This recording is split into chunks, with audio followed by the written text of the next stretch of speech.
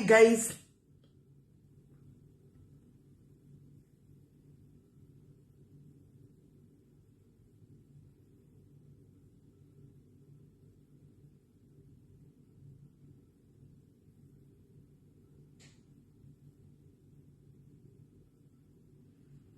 Hi guys, masquera say, guys, masquera say,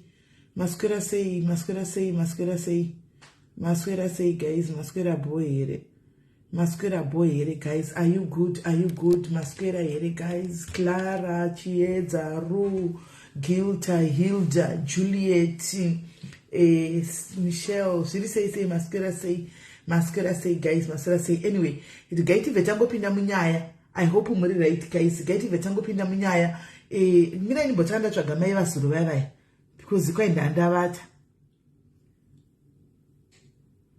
mbotsvaga mai vasuru vaya kwaenda ndavata vasa message kusengereka ndivatsvake ndione kuti vari papi imi zvakaoma mai vaya vari kupi where is she ndikatinde kumakosa nesuru vedu chikosoro zvachiri kunditi saka ndasvika pakunonzi nditenge waini chaiyo yekuti kwaindimwe kwainopedza chikosoro hamunoti munoizivawo here gaini kwainopedza chikosoro green ginger waini kwaunosanganisa nemvura womwa hamine kuti inopedza chikosoro ndakatongoudzwawo nomwe munhu achi ndai munotenga iyo mumwe ndai munotenga ndati zvinhu zviedzwa kaindisame nongadiniko chikosoro ichi mwana ameno kana ikapinda kana isina kupinda anozvibatsira kumberi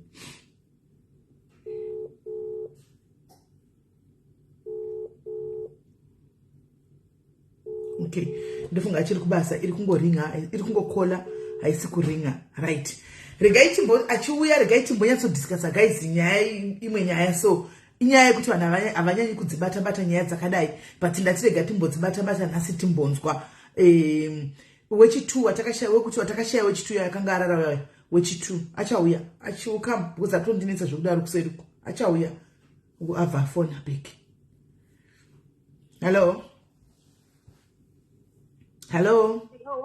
ndandafunga kuti pamwe kuda muri kubasa muri sei hi Julie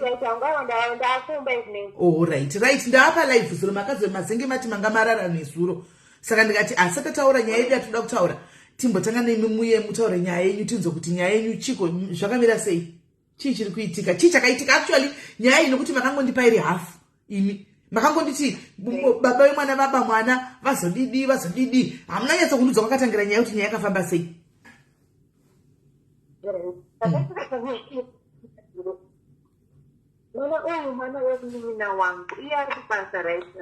mwana munyina wenyu ari kubasa alright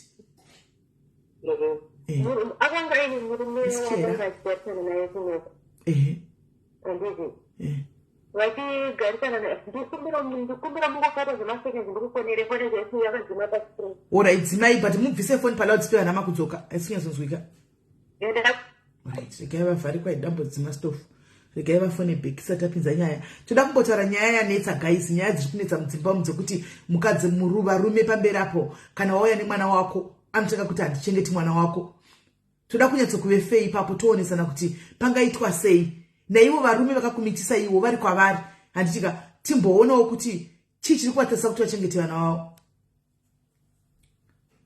hallo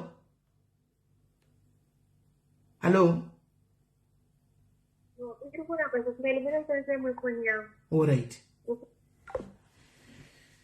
because iri kuita noise hatinyatsonzwa toda kuzonyatsanzwisa timbozati nemhaka yei varume sei kuchiti murume kana aichizoti akasiya responsibilities ake akuko esi simba rasezho osiya maresponsibility kuonorora umwe mukadzi iye murume haazive here kuti akasiya mutoro wake uyo kuti anofanira kuti achengetewo mutoro wake nokuti kazhinji kachiona kana akasichengeta mutoro kunonzi mukadzi ndiye ari kukonzeresa even mukadzi asina paanopinda 1 2 mukadzi ukaenda nemwana wako wakabva naye murume achikunyenga obviously unotomuudza kuti ndine mwana wandinaye ndine mwana wangu kana kuti ndine vana vangu handiti ndokuda nevana vako uyai makadaro after some time kana chipazvarwa wenyu manje wamazozvara iye nauyu vana vaya havachavadi vakunzi nani ngakwanisa kuchengeta vana ava ngavachengetera baba vavo toda kumbonzwa kuti chii chiri kuita kudaro chiri kukonzesa kuti zvidaro chingave chii, kuti zvidaro chingave chii chiri kukonzesa kuti zvidaro. Hello. Hello. Yes. Makadiye SIS MELLY iri kunzwika. Ndiri right kuri sei? Right ya. Uyu mwana uyu akatorwa nemurume uyu mwana wemunin'ina wangu. Munin'ina wangu pakuti mama vake namai vangu sisters. All right. Anditi. Vanazokudza kunyaya yacho yese kuti zvizosvika pazvakasvika izvi. Saka zvakaitika aigara nemurume wake iyeyuyu. Haana atomborora kana kumboita tsvakirai kuno. Vakagara vese I think for almost 3 years. Saka ngatibvei tagadzirisa papa kuita kuti vamwe vana vateerere. Ngatiti aigara neboyfriend yake. Aigara neboyfriend yake. Boza haana mbobvira arogwa. Yes. Agara neboyfriend yake kudaro. Ndobva aita sei vanetsana neboyfriend yake. Ndobva varambana. Murume uyu amuramba. Pakaita nyaya yekunzi zvoni akanga achinzi vakanetsana nenyaya yenyama here kana kuti kudii, hamuna nyaya vakanatsonetsana naye. Ndobva amuramba mukadzi. Nenyaya yenyama. Nenyaya yenyama mumba murume akaramba mukadzi. Okay. Ndobva anomusiya kumabhazi. Yanga iri nyaya yenyama dzakawanda zvikanzi aigara achirwara. Nyaya dzacho dzanga dzakawanda. Ndobva adaro. Ndobva arambana nemurume uya. Ndobva anomusiya pabhazi nemwana. Aida unomusiya pabhazi nemwana. Ndobva mama vamutora. Ndobva vamutora vachibva vamuendesa kupi. Ndobva vamutora vobva vamuendesa kumba. Vamuendesa kumba. Ndobva vagara nemwana uya. Saka vagara nemwana uya pakazoita nyaya because hama dzacho dzinogona kusaedza kutaura nyaya iyi. Saka I think zviri nani kuti ndikudze nyaya yacho. Sezvaiti kotudza zvai noti vakatiteerera vachazozoya necorrect side kana kuti hameno wrong side. Saka bveda kugara wangotaura wagara waclear. Saka agara udaro namama nditi. Ndobva mwana uya iye ubva akati anetsana nemurume. Ndobva awanirwa basa namama. Awanirwa basa namama. Ndobva aenda kubasa kuya. Ndobva akushanda udaro. Ndobva azoita mako ini ndakambe ndakarorwa nemumwe murume. Ndikuita kuti hama dzacho because dzichazotaura. Kuti zvoni uyu akazoda yakadai. Gara wafumura, gara wazvitaurira oga usamirira kuburitsigwa nyaya dzako nomunhu. Buritsa oga. Saka zvadaro agara namama odara nditi. Ndobva ndakazoti saka ndakabva ndaenda ikoko kupati yamama kubhekete ini ndogara utepeni. Ndagara namama. Ndobva aita sei ndikuita kuti afonerwe aende online futi. Achibva aita sei agara namama kuya. Agara namama kuya. Ndobva ndatachinja namafoni. Takatotanga kutonasotaura tese manje nenyaya yemwana. Ndobva agara namama kuya. Ndobva tachinja namafoni paipai. Ndobva ndaenda kupati yamama nditi. Ndaenda kupati yamama. Ndobva tachinja namafoni. So chitanga wasenda zvaoda kusenda ukutigotaura because ungozokorodza vanhu pamwe chete chipedza kusenda message yauyendovasendera. All right. Thank you Rufaro Page. Thank you my sister. Thank you Rufaro for always putting a smile on my face. Right, andebe. Achibva agara namama paipai. Adaro. Ndobva aita sei paya ndobva tachinja namafoni paipai ndikuti munin'ina wangu. Saka iye think pakanga achinzwa mama vachiita sei vachikomplaina kuti haasi kudai so haasi kuita basa munhu wekuti haana toteerera. And she's stubborn. Atonga andori nemweya uri pari. Okay. Kuti arambwa nemurume wake akasinomusiya kumabhazi. To my greatest surprise aitonyeya mama nemurume wake wandakarambana naye. Mira. Uri kuti iwewe arambwa nemurume nekuda kwenyama. Akatakurwa kanise pamabhazi ekurengi. Kunzi aendese kumusha. Amanzi ari kugara achirwara.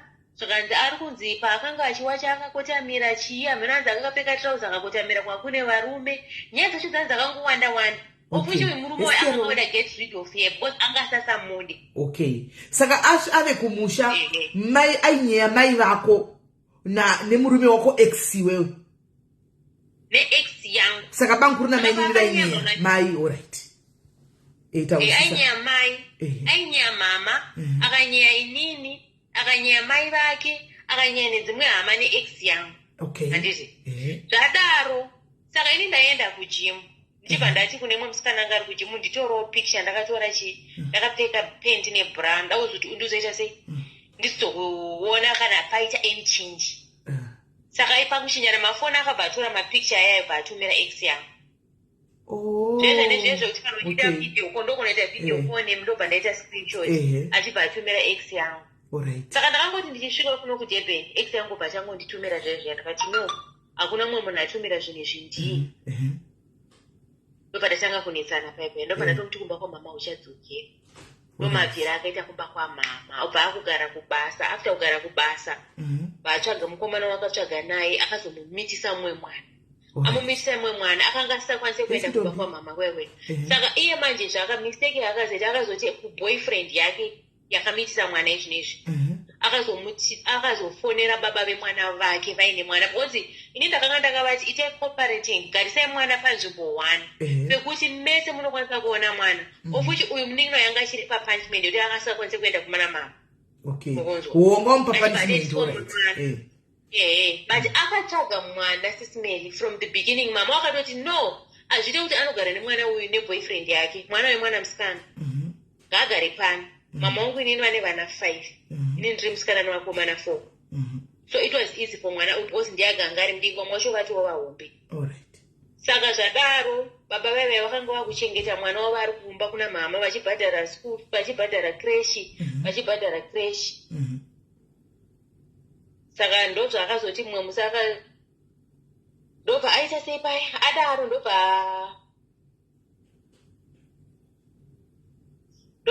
aleta wewe ati ningirina achibva adzingwa kumba kuna mama vangu so murume uyo akazenga kutaura zvese zvaaitaura pamusoro pamama pamusoro pangu iyo ex yako ex yake yanga ugara nayo ipesirai ex yake iyo yaakagara nayo yaine mwana nayo akati munhu aitaura chakati aitaura kuti hamuzvari aitaura kuti makazengi akatomboratsvagira aleta mukomana wake munoita zvezvekuti akanga kutaura zvinhu zvauri kunasonoti zvinhu zvechokwadi ndopandakavada inini munhu wekona ndikutomburisa muupenyu hwangu because dzimwe nyaya dzanga kutaura dzanzi dziri sensitive achibva adaro ndomaabuditsira tikamita saka mwana akazenga achigara namama baba wemwana vachiosora mwana vachidzosera vachiosora mwana iye akatomboda kutora mwana tikutoti hama dzacho kana dzakazouya nyagara wabuda pachena buda pachena cha muzachauya hama vakateerera iye kubvira from the beginning SIS MELLY akanga achitsvaga mwana wake muri kunzwa achitsvaga mwana iye achiziva kuti mwana ari kuna mai kuti asanogara nemwana uyu neboyfriend yake mwana uyu mwana musikana mira kona mira mwana anga ari kuna mai vako ndizvo mwana anga ari kuna mama zvaasingazivi here kuti mwana ari kuna mbuya vake at first akanga asingazivi ndoba azonzi ane munhu akamuudza kuti mwana ari kuna mama iye kuti mwana ari kuna baba vake kuti ndikunyepereka anga asingazivi aitsvaga mwana but iye angasina kwekuendesa mwana because mai vake chaivo mai vake vakangorambana nababa wake iri nhombo mukondo haana access yekuti ezvinezvi anokwanisa kuenda kuna mai vake right now hatuka asiuzive panogara mai vake vakarorwa nemumwe ko iwewe mai vako kuti vatore mwana uyu vakanga vamumwaya vakamutorepi mama akubvira andipa akarambwa nemurume wake pamabhazi paipa mama wakatora iye nemwana wake iye ndobva aenda kubasa kwaaigara achidzoka kubasa after 2 weeks munzwisisa ndomuonera akaita mama mwana uyu saka pauri kuti aitsvaga mwana wake aimutsvaga kupi achiziva kuti mwana akamusiya kwambuya aitsvaga paakazvaakazoita manje anetsana nemurume wake anditi aunoti anetsana namama vangu kumba uku akabva ati kune murume notora mwana munzwisisa murume wobva ati handikwanisa ndinotora mwana wangu saka anga kuti dzimwe nguva ombotora mwana ogara naye kana 5 days omudzosera kuna mama kana 3 days omudzosera kuna mama so iye ndiangakonzesa from the beginning kuti murume tora mwana but nguva yakareba mwana anga achigara kuna mama iye akanga asingazvizivi because mwana anga ari safe but pane vanhu vakamuudzawo kuti mwana ari kupi ari uku iye anamboita problem nazvo because aizoti mwana kuna mama arichi ari safe saka zvakazongoitika murume wacho akazongoti from norway zvikanzi akangosvika kuna mama. Alright, mira wakadaro. Mina ndikupei brief summary yezvaataura. Ndikuona kuti muri kuvhekisika. Ari kuti ane munin'ina wake, handitika madzimai avo masisters, cousin sisters. Ane munin'ina wake. Saka munin'ina wake uyu vakakura vese, handitika asi uyu akamborogwa nemumurume akadzoka kumba vakasiyana. Handiti uyu munin'ina wake uyu aigarawo nechikomba chaigara nacho kuno kuSouth Africa. Achigara neSouth Africa nechikomba chiya ndobva vaita mwana wavo. Handiti chikomba ichi changa chisingasadi musikana uyu munin'ina wake uyu. Saka chaitaura zvakawanda chichiti uyu munin'ina uyu anodhunusira varume papa pavanogara. Umwe musi nyama anoti nyama yanga yaita sei akanyama akarambirwa mari dzinzi akawanda. Ndobva anoita zvokutorwa ndokunoperekedzwa kunisiwa kumabhasi kuti ainde kurambwa kuya anoti anga asina kurogwa. Saka adaro sisi ava ndobva vati nokuti mwana ari kunzi azivi mai vake pavari. Saka mai vake tokoti ndivo mai gura. Hanimona uyu ndobva ati chienda kuna mai nemwana unogara ikoko. Ndobva sezvo wadzingwa nemurume ndokumukudza bhasi achienda kumusha kuna mai. Handi asvika kumusha kuna mai vaiwira nemunhu wake zvakanaka. Ndobva vafunga kuchinjana mafoni semukoma nemunin'ina. Mukuchinjana mafoni muya ndokubva uyu anoona kuti foni yakapiwa nemunin'ina. Ex yake yakarambana naye kutanga yaitaura nemunin'ina wake vachinyeya mai vari kuchengeta iye nemwana. Hanimona ndobvawo iyewo munikikiri uyu paakapiwa munin'ina wake foni ari kuti anoenda kujimu. Saka akanga aukumbirawo munhu kujimu kuti amutore picture akapfeka penti nebra kuti aone kuti ndadzikira here, ndikudzikira jimu iri kushanda here. Saka uyu achinopiwawo foni munin'ina akanowana muine manudhu asisi, tototi manudhu asisi, akafunga kuti abata juice. Ndobva atumira ex iya yaanonyeya nayo yasisi kuti ona manudzi aya. Ex ndobva yatumira uyu kuti ndine manudzi ako. Anomaona atumira manudzi ex yaya uyu ndobva akabva zati zvinhu zvanga zviri mufoni. Foni yandakajira nemunin'ina wangu ndokwakabva zvinhu chete, hakuna chimwe. Handitika ndobva pataugwa nzi pakazobuda zvinhu zvakawanda, zvimwe zviri sensitive zvemumba zvanga sikavanguzikanwa nemaboyfriends. Munin'ina akataura zvese. Handimaona ndokubva uyu aita decision yekuti chibva kumba ikoko kuna mai handichadi kuona pamba because une makuhwa. Ndobva adzinga munin'ina wake. Adzinga munin'ina wake ndokuenda kunogara nemumwe murume ndokusiya mwana. Handimaona asiya mwana kudaro ndokubva azotuma uyu munin'ina aenda zvokurwadza kuti ndadzingwa kumba. Ndobva atuma ex yake baba vemwana wake kuti ndanotora mwana kupi kuna mama kwandakasiya mwana uyu. Ndobva ex yake tusanzi yaitora mwana 5 days yombodzosa ichitora mwana ichidaro kusvikira paari iko zvino ndopari kutsanangura. Ndobva zvaita sei koni. Saka adaro manje mwana kasi anga achigara kuna mama ndisi. Yes mama Kim anga ari achienda kucreche and stuff. Saka adaro akazongoerekana murume uya angosvika kuna mama zvikanzi ndipei mwana ndakuchienda naye kumusha. Mama wakati kuonenda nemwana kumusha sei kuti mwana uyu hamuna kutaurana nemai vemwana kuti aende kumusha. Saka taurana kuti mwana uyu anofanira kugara pasende nekuti iwewo since because iye akazenga aroro murume uyu murume akaita muvhona handiti munin'ina wangu akaita muvhona. Saka vese vakanga varorwa zvikanzi mwana ngaachigara pasende vachibva aita nharo murume uya kubva angotora mwana vasina kuwirirana. Uye achibva audzwa but it was too late because akangosvika ichi ndipe mari izvi ndipewo mwana izvezvi ndatotenga tiketi rebhasi ndakutoenda kumusha. Handiti adaro kutora mwana Mrs. Melly aanozombobatika murume uyu akabva achinja nhamba dzekufonesa, anobatika paWhatsApp chete. Dzimwe nhamba dzekuti anenge achiti mwana ari kwakati last time akati kune munin'ina wangu ndiri kuKrugerstop anoida uyo utore mwana ikoko. So now anowe haachazivi kuti mwana wacho unonomutsvaga kupi, kuti akaendwa naye kumusha here kana kuti ari kunoku here because akatomboenda nepolisi kumba kwavaigara. Mwana haana kubatika nawo hakuna access yekuti mwana anobatikwa kupi. Pachibva pamboita mumwe munhu akamufonera ainzi akafona nenhamba dzekumusha akati ona uyu yotore mwana wako anogara zvakanaka, mwana anga akaita kuonda. Saka murume uyu akachiza nemwana because havana mbotaurirana kuti mwana atore mwana. Ndozvakaitika ko paakaenda nemapurisa mapurisa haana kuti kune murume webudisa mwana tipe kuti mwana ripi vakamushaya akanga atotiza akawanda anoti anga kawanda pai iye murume paakaenda nemapurisa akatoenda nemapurisa mapurisa 2 nevamwe vanhu achibva anoshaya mwana murume uya ndobva paenda kuZimbabwe amwe hanzvadzi yangu ndobva anoisa police report yekuti akashaya mwana but dambudziko riri kuitika nderekuti vari kumusha vacho vakaenda kunocheka mwana mwana asikuwanikwa kuti ari kupi kunokwasha akachinja nhamba. Hama dzacho ndo dzinenge dzichituka paFacebook, but now mwana ari kunowe kutsvagwa haasi kuwanikwa kuti ari kupi, of which mwana wemwana musikana ani. Saka hama dzinotuka ndedzani?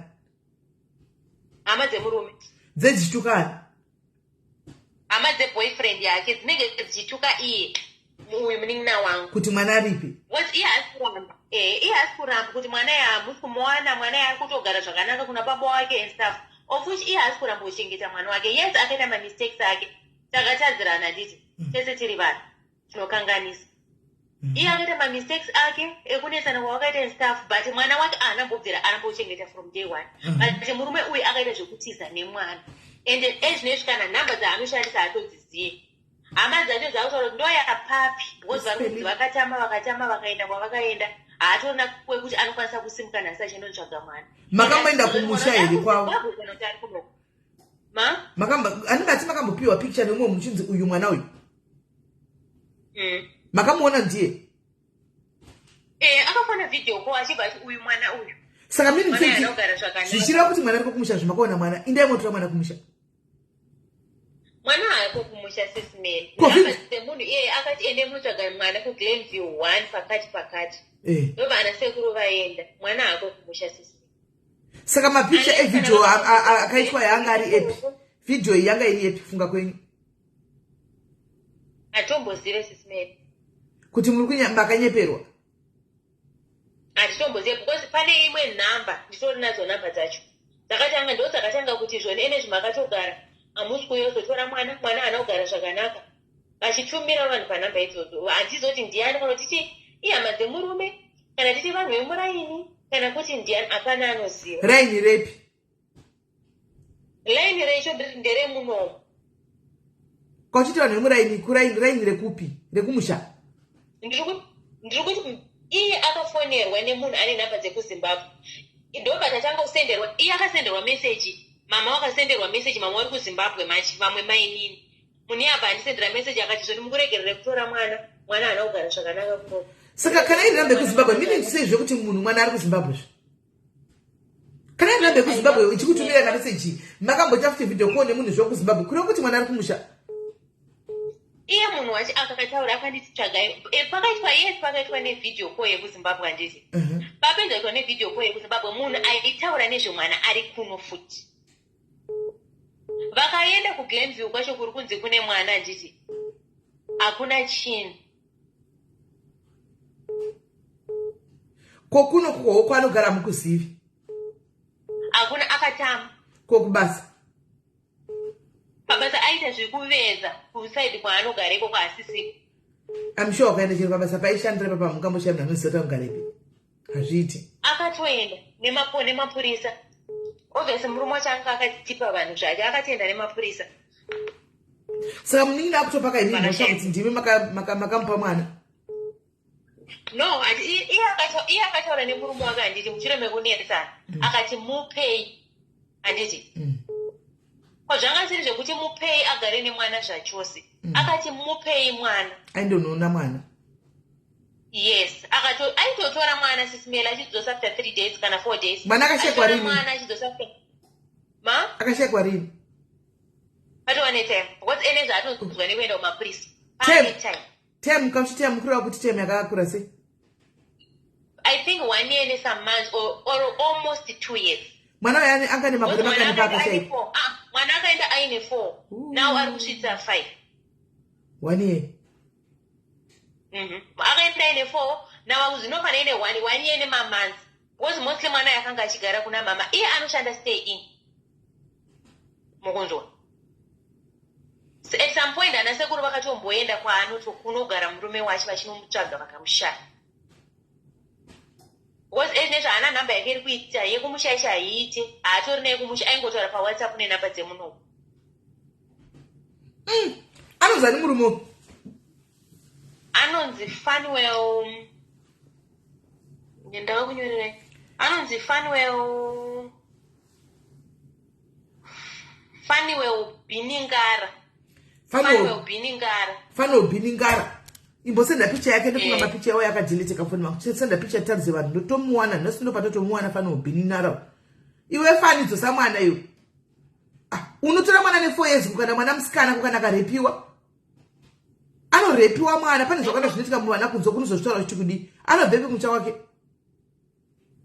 anzi kumozambique kwamunoa saka akaenda kumozambique saka wakaenda kumozambique mamusikana anotora vana vavo aiwa mamusikana yekuti apa hatoende kwakaberekerwa kuzimbabwe kuzimbabwe saka vanogarepi ndokwainzi kuglenview but kuglenview kwacho vakaenda vakanocheka hakuna chinhu right chimbokanda pikicha timu chake kanda picha izvozvo ndakanda recent ndo right ngatimboona ibhini mara ngatimboona ifani ibhini mara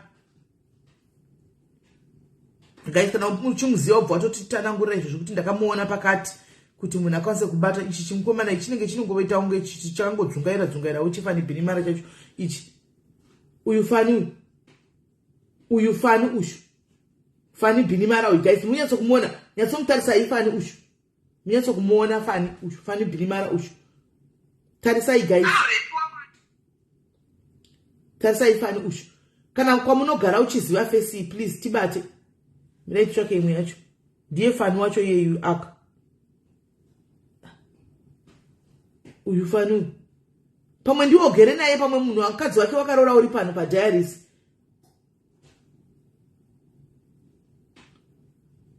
maiti akadhiwe ngavauye kuseri asandavaona hani muri kuona ndichaita post ndakamboita post hamuverengi maposti anastensia maposti ariko ndakaisa maposti afani uyo adoriko asi kuti vanhu hamuverengi maposti ushu fani zvandori neefesi yakadonaka fani ko unoiteiko naiwe fani ko haunyarere unoiteiko ushu ndichadzokorodza kumakanda futi mapicha ewaya zvakare ndichadzokorodza guys kuti muinde mainde here kufacebook faniwo kubhini mari vana vasikana vanonetsa kuti baba ugare navo animaona vanonetsa kuti ugare navo last time pacho handiti paakauya nemwana pane paakati paakanga kutora mwana acho ari kudzoka after 1 week akazodzokera naye kumabhazi vauda kutumidzira zvinhu zvaaiti anotumidzira iye nemudzimai wake kumabhazi handiti mwana wacho akatoenda naye kumabhazi mwana iye nemudzimai wake mwana aitonzi anga asina bhurukwa akapfekedzwa kamukani wokengopfeka but kwavakanga vatobva kwaanzi kulasenziya meno kwavanotogara but mwana akanga atosvika kumabhazi asina bhurukwa achitongoona mama akaridza meri akati hachadzokeri handisi kurambidza kuna kuti munhu ngaaone mwana wake aiko but what's the point yekuti unobloka mai vemwana wako mwana achiri mudiki ane 4 years uye asi kurambochengeta mwana wake anogona kuti kana kuti akarambochengeta mwana asi ene zvaari kutoshanda pacho anotogara mukoteji akatonzi its fine uya nevana vako asi kurambochengeta vana vake ndo zviri kuitika izvozvo saka fani uyu dai angobudisa mwana guys mukaona mukaziva pana fani guys munotiudza polisi inonomutora munongotiudza totuma vanhu munotora mwana animona munongotiudza totuma polisi yoindapo nevanhu munotora mwana mukaziva fani mirai nitomuposta izvozvi mirai nitomuposta fani wacho asi munhu mukuruwo mwana mudiki musikana yane mukadzi wemubai vemwana nemakore mangani vana vadiki vese vanodoonekwa vanotoonekwa kuti vana vadiki hatiyewo mukomana akadopa I don't know kuti akashandisa chichekuti fanobloka mai vemwana anonzi faniwo bhinimani handiti bhinimani ndizvo bhiningara anonzi fanewo bhiningara fanewo fanuwell bhiningara isene mekupiko yakadai iyoyi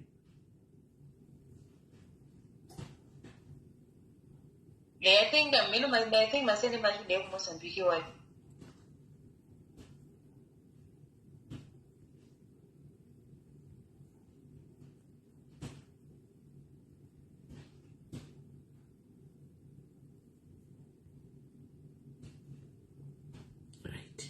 taposta zvakare munonyasasa zvakanaka fani modzokera mutasa fani zvakanaka munomubata antika modzokera zvakanaka munoona fani bhiningari kuitira kuti tikwanise kuti tilokete kuti mwana uyu ari papi guys anditika right regai tibatsire nekutsvaga tione kuti tingawanei anditika iwe muita muchiteera wamaposti anditika inini ndokuzati vanhu vanogona kuya kuseri vakauyawo kuseri vachinditipira ndokuudzai hatingambomushai Anomborekeza kuti asamaposti. Aiwa timbomshayi tomuona. Yauzi maybe wamwana unogona vachiona mwana iye achitamba kwaanenge achitamba.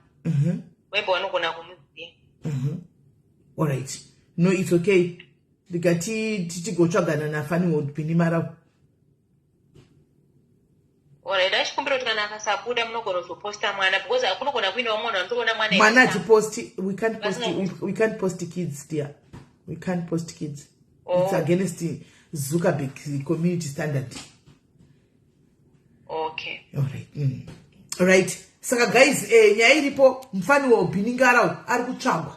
Mfani wa ubiningara kana mchinge mambata wa Bible guys kana mwamuziva. Usabuda kupachena ingo yakusena wanditipira inini. Indotipira utongona kutinga zvironga sekuti adzoswe mwana adzoswe kuna mai vake. Mwana angona akachigara na mai vake. Mwana akangona akachigara na mai vake. Ari mukutonza kuti mwana akaonda. Vanhu vakuti mwana anogara zvakanaka. Antika picture remwana atiposte, we can't post picture remwana. We can't post is azvibvumidzwi na Zuckerberg. Hanzi vadini mafundira hama dzemurume. Nai une point. Une point. Ndokuti changamiko ko Clarice. Tiwe kuti vari kuti mwana aripi. Buri right ipapo nda kuzvifunga nai. Tano tutipinde panyaya yedu zvei yevana Mubvandiripo. Tashuwa. Ko ndipoka hama inonzi phone number kana yavatete kana tiyani tiwafonere izvozvi vambotudza kuti mwana aripi. Hama yani? Hama yekwa baba. Ini wachari offline usho. Ndoreva hama dzekwa baba dzinopopota idzi tipotiwe kuti vakuti mwana aripi. Reto mwacha ndituka pa Facebook panapa. Ndozvavo izvo kuti kwahura ikoni tipe tsvake mwana. Mere nditsvage kana achikwanisa kunipa namba dzake kana kuti ndomuti iye andipe namba dzatete vacho but ari offline. Alright, sharp. Chero iri missing person rufaro mwana apostwi. Chero iri missing person kupage mapage anomonetizwa ya uposte mwana. You don't post a kid. Unogona ngotaura kuti missing mwana akadai but kunyazoposta kuti burengende mwana vanotinetsei avadi. Vanonetsa. Chandinogona kuisa kuposta mwana uyu ndogona kumuposta kugroup. Kwete page ku group re diaries ndogona kuposta mwana nchamukanda ikoko mwana but apa chako hazviiti kuti poste mwana monetization hazviiti anoona saka ndikaitione kuti hama tingadziwana here dzitiudzewo imi hama muri kunotuka vanhu social media uko muchituka vanhu imi mune mwana ko mozviitire zvokutuka vanhu imi muri mune mwana hamuzodaro zveni hai hama musadaro zveni kuti muenda notuka mai vemwana apa makamurwadzisa futi makatora mwana wake moenda futi kunomutuka azvizonyazobuda mushi handimona azvibudi mushi.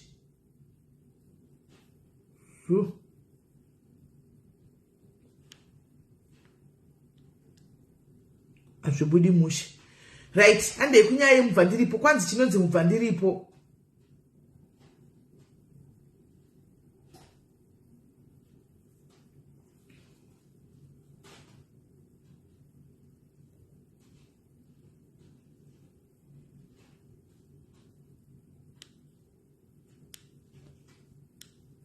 Chinonzi Mubvandiripo mwana waunenda kunorogwa kwa unonorogwa kunyuwani wakaita une mwana like ndikati kudiko wakaimitiswa wakaita mwana wako kana kuti wakamborogwa ukaita mwana antika ukazosiwa nemurume kana ukaramba nemurume uya wonorogwa kumwe woenda nemwana uya saka mwana uya anenge achinzi Mubvandiripo wakabva naye ko wakabva ukaenda naye uko anonzi Mubvandiripo mwana usho ndiye watoda kutaura nezvake guys anditika timbonzwa kuti chinoita kuti varume it's an open discussion anditika open discussion tinzwe pfungwa dzeituonesana anditika varume achirora mukadzi anonzwa ndine mwana anoti ndokuda ndokunonzi kukwevasi danda nemasanzo aro anditika ndokuda opinda marriage mapinda mushisa zvene renyu 2 years 3 years down the line maveni wenyu mwana wamunita muri 2 anditika murume akutaura kuti uyu mwana uyu handichadi kumwana uyu kana kuti handichakwanisi kuchengeta mwana ushu saka iwe chengeta mwana wako indochengeta mwana wangu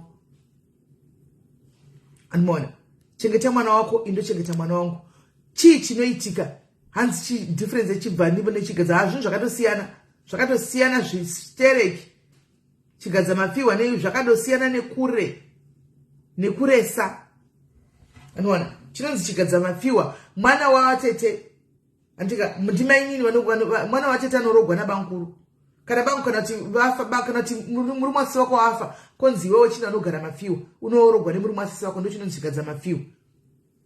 Andiwana sisi vako vafa kuenda kana tibankuru vako vafikwa navatete vako hanzvadzi yababa vako anozati iwe unongori mainini kana murume watete vako akakutarisa kuti mudzimai wangu anoziva murume watete vako iwewe vatete vako hanzvadzi yababa vako kana akakutarisa murume watete vako anenge achiti mainini handitika andoti uri mukadzi wake handiti saka zvokuzotogwa wonzi chinorogwa nabamunini kana vatete vafa ndochinonzvikadza mafiwa kana kuti kunda kune murume wasisi unogara pane unochengeta vana sisi vakafa uite mukadzi wabankuru ndochinonzvikadza mafiwa.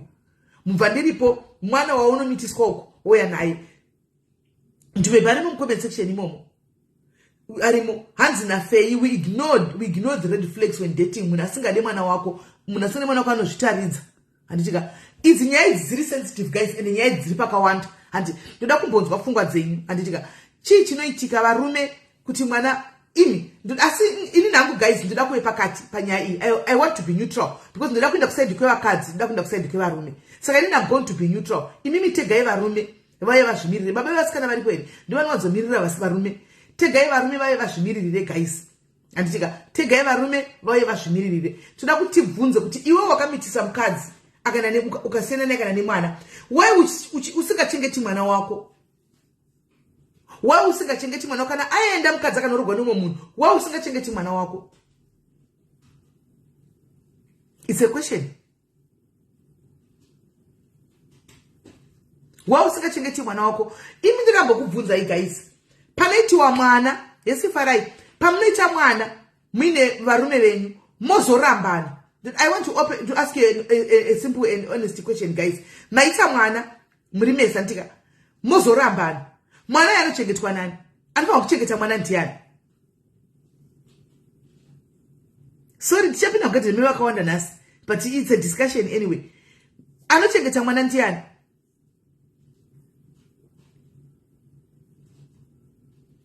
Aiwa guys musanyarare vakawanda venyu murimo musituation iyoyi mune vana vamakabva navo vakawanda venyu makanorogwa kechitu handitika hanzi anochengeta mwana ndimai memurari kuti tese right handei tinzwe hanzi good question namai mukero. Yes my daddy loves his 2 stepdaughters like his own. I'm so impressed by it but my first days ndakambotambudzika accepting it because I've always been daddy's girl right.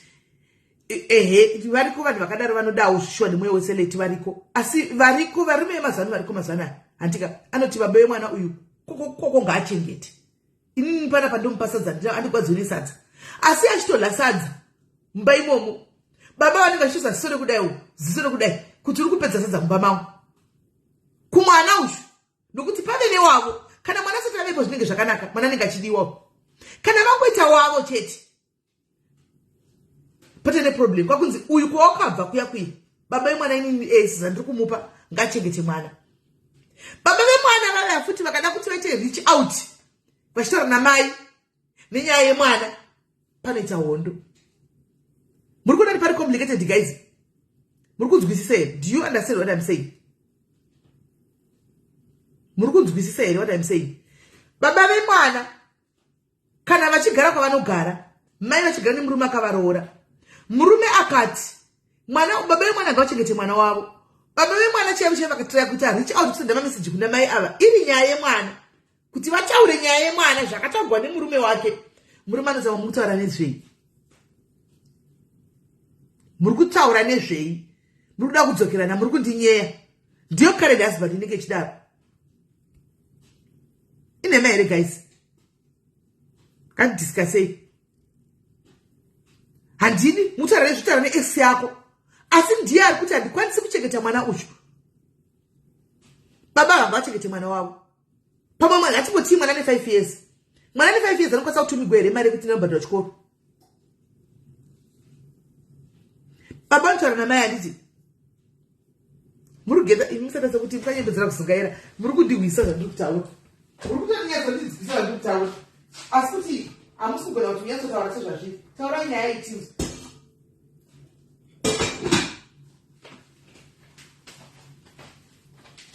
Taurai nyaya muri kunzwisisa here? Hanzi baba vemwana ndavafonere murume. Come on. Okay. Hanzi hanzi naAshley naMaidei baba vemwana ngavachita but Ashley iwe unopaona usei baba vemwana ngavachita conversation napresident baba votovoronga iwe mai wosideline like really Maidei ndizvo here ex yako yotaura nemurume wako nezvemwana iwe sideline ora tongoti baba vavana kutenga mapendi emwana emusikana votaura baba kuti omari ndatumira mari tenga mapendi emwana wangu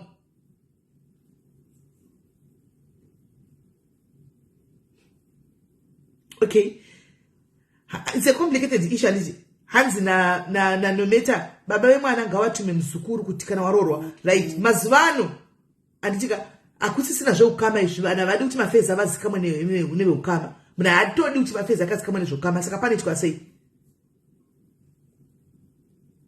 munhu haatodi kuti azvizikamwe mafezi ake mafamilies havana kubatana mafamilies saka ndingachiti my business is my business he can't send muzukuru saka poitwa sei baba vemwana vari kupenga kuti inini mwana uyu anzisadza I don't mind kumupa but school fees baba vacho vari koko ngavachengete mwana wavo but school fees mwana atengere mwana wavo hembe ukatitaure nababa neuyu zvikazikama nemurume wako yekonzi mukutaura nezve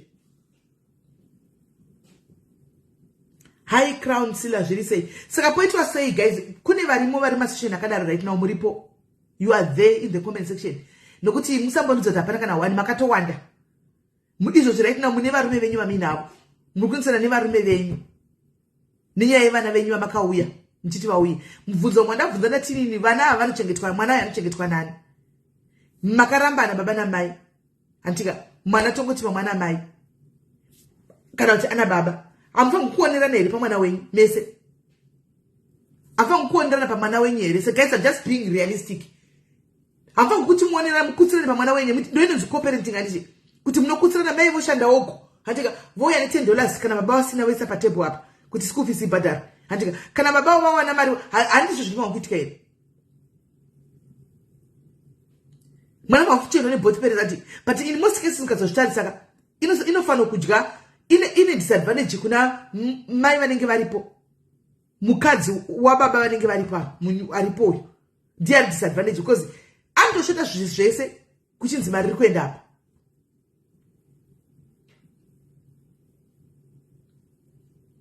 handisai namba munadzo ndotomasai namba every day regai tinzwi uya nenyaya yacho tinzwi kuti vanhu vanyatsa nyaya muri kuinzwa ende mutoziva situation anotaura kuti zvinenge zvakamira sei but tangoningira inyaya isingajairiki kuti titaure nezvayo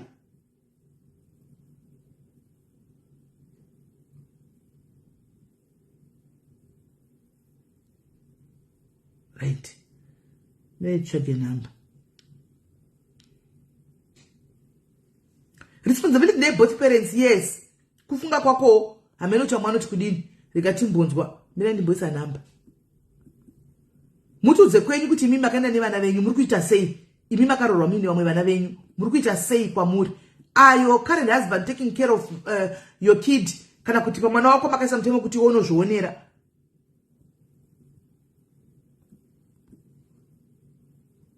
kana kuti baba vemwana ndo vari kuchengeta mwana wavo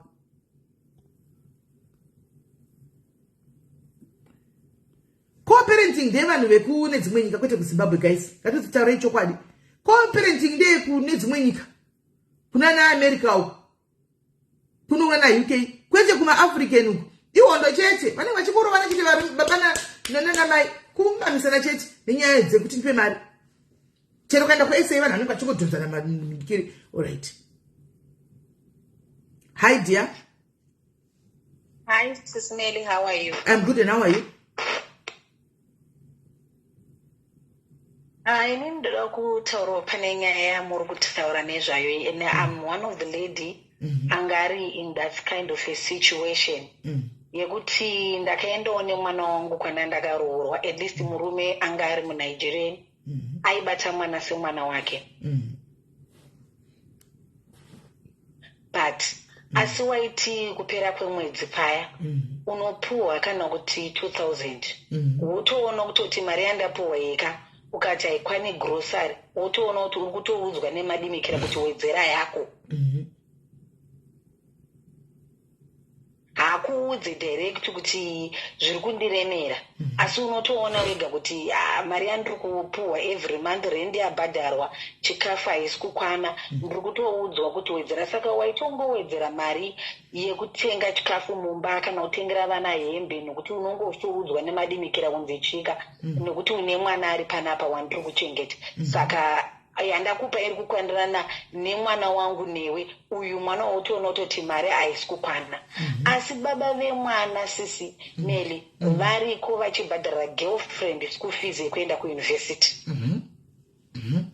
Right, hold on ipapo hapasipo here panozoita kuti baba murume wako uyu current muNigerian azosvika pakutaura kuti nokuti iwe andinoona chokutotara ari kubhadhara girlfriend it's obvious utomboudza murume waunogara naye kuti shuwa ndiri kutambura nenyaya yemaschool fees yemwana uko baba vacho variko vanobhadhara girlfriend unomupa ammunition mangwana kuzvitaura kuti inini I can't pay school fees yemwana because baba vemwana yemupenyu vari kubhadharira girlfriend chikoro zvawakataura zviya hameno andemberi tinzwa waibhadhara waimbobhadhara school fees Melly asi kuti akazova nemwoyo wekuti handizivi ferudzii rwenyu mimi remashona remazimbabwenzi munoita system yekuti varume vanongosiya vana vavo vasingachengeti vana vavo sort of like kuti vanhu vanozikanwa vasingachengeti vana vavo varume vekumusha mazimbabwenzi ende waitotaura statement iyoyo kuti vanongosiya vana vari musango havachengete vana saka utozongoona wega panapa kuti regedza ndizviionere pamwana ndizvibhadhira school fees kubva mwana ari grade ara kusvika izvezvi mwana ava kuboarding ari kuzimu ndinobhadhira fees ndega sisi Melly asi baba varipo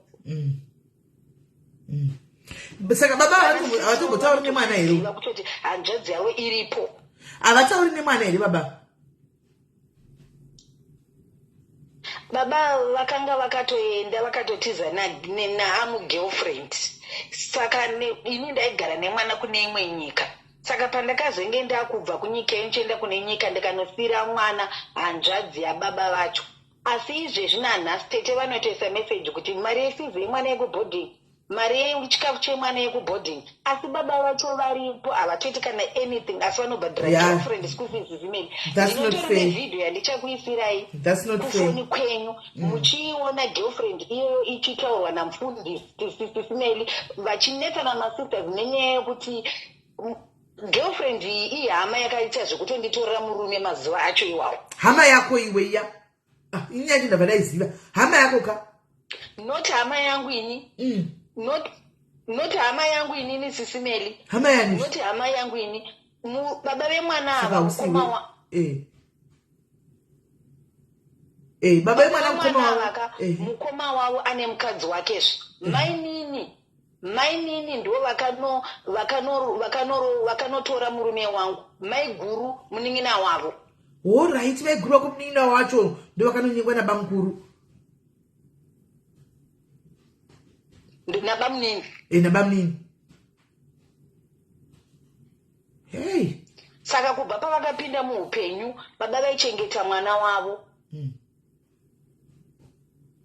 zvakabva zvangopererawo ipapo saka vakatoendeswa kuchikoro vakatograduata last year vakatotanga kurwa nesisi wavo kuti iwowo kutoda kundirambisawo nemurume nekuda kwokuti uda kupinda mudzinza rauri kunzi izvoni haufaniri kupindamo saka totozviziva munhu wese wekudzinza anotozviziva kuti aendeswa kuchikoro asi baba vakana kobiri kana spend ravanoisa pavana vana ri kufanira chakufanirai bheki wow saka mwana uyu izvozvi tete mwana akura ari kuboarding akati deti ndoda chakati vanopindura chikudi ndotomubvunza kuti paunenge wauya kuholiday dedi vanombokufonera here vanofona vanokuvigira chi vanongoti vanongondipawo kana dola yemajigiso zvopera zvakadaro vanoenda kubhuku vhiziti yemwana vanotofonerwa nasisi vacho kuti hande kuvhiziti vanototaura kuti handitorinawo mari hey handi muri kunzwa this is a tough one guys this is a tough one kwaiwa wakazosiya mwana kuna watete uko kashita kumukusiya mwana iyi nekuti ndo vaakajererana nawo vanomuda zvisingaiti ndo wavakajairana navo. Aiwa kana vachimuda ngapo tachibhadhirawo mari yehanzvadzi yavo imwana hanzvadzi yavo school fees. Ndivo vanotoita baba namai zvese, vakatotaura kuti ndindava baba vemwana uyu, ndini ndakuona zvese zvemwana uyu, nekuti ivo baba vacho vanototi vakati mwana ngambouya kuholiday vanoti mwana ari kuna baba kadzi, nekuti inini muri baba rume hamuna chamunoita pamwana, saka ndikupi. Iye vari kubatsira kubhadharawo. Tete vanomira zvisingaiti kumwana. Good. That's good. Tete kana makatitarisa ka. Tete kana makatitarisa shuwa tinokutendai. Rambai mune moyo wamuinawo tete. Rambai mune moyo wamunawo tete, mwari wakuitirei zvakanaka. Rambai makamira makadaro mwana iye achakuchengetai mangwana. Iye mwana achakuchengetai mangwana. Venyu vachikurasai. Aiwa handizvozvo. Well done tete. Tafara chaizvo tete vasete example winner. Okay, bye-bye, SIS MELLY. Thank you very much, caller. Thank you. At least I don't say henzo kuna tete vake. Henzo kanti madzidzwa. Heyo mainzwa. Kati fonere vamwe. Heyo mainzwa. Kwai baba vangu vachanda kana sendro kunda kuvisit kunoona mwana wavo. Saka handizivi kuti ipoitwa sei kuti vakadzi vomedza here vana vakabva navavo. Momedza here guys nokuti zviri kutonetsa ka. Zviri kutonetsa.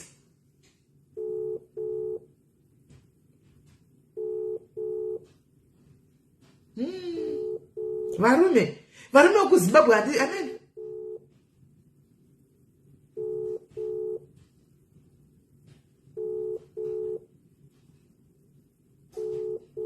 Kwai sorry sisi wedu taitawo dambudziko ndakashekerwa nakule vangu vakaurayiwa neshamwari yavo neSunday. Fuko vakaurayigwei naiwe? Vakazowanikwa nechina. Now mari yedu yakashota, tibatsirei namukoma muboys vanga vasina polisi. Indai munoti namukoma muboys, indai munodza mukoma muboys vanokubatsirai. Indai munodza muboys vanokubatsirai. Pane namba ngachiona apa ende. Ikune imwe nyika so kuna namba ende. Yeah. Right. Fona itunzwe guys tinzwe anza ino someone who raised their son ega kaenda ku university ende kubuda munyika mabandi babedi. But imimi wovedu egati chikatuza nechokwadi. Vana mai kana muchinge mai zviri paviri. Vana mai kana vana baba vachichengeta vana vavo. Chirega kubva mapinyeza kutambarira kuisa magaro kubva mafunya chisero. Responsibility ndeyenyu mese. Batsiranai pamwana wenyu. Batsiranai pamwana wenyu. Vamwe muchinda mai mukanongo something woko. Vantika mocontribute muchibatsirana. Haisi responsibility yemunhu wani.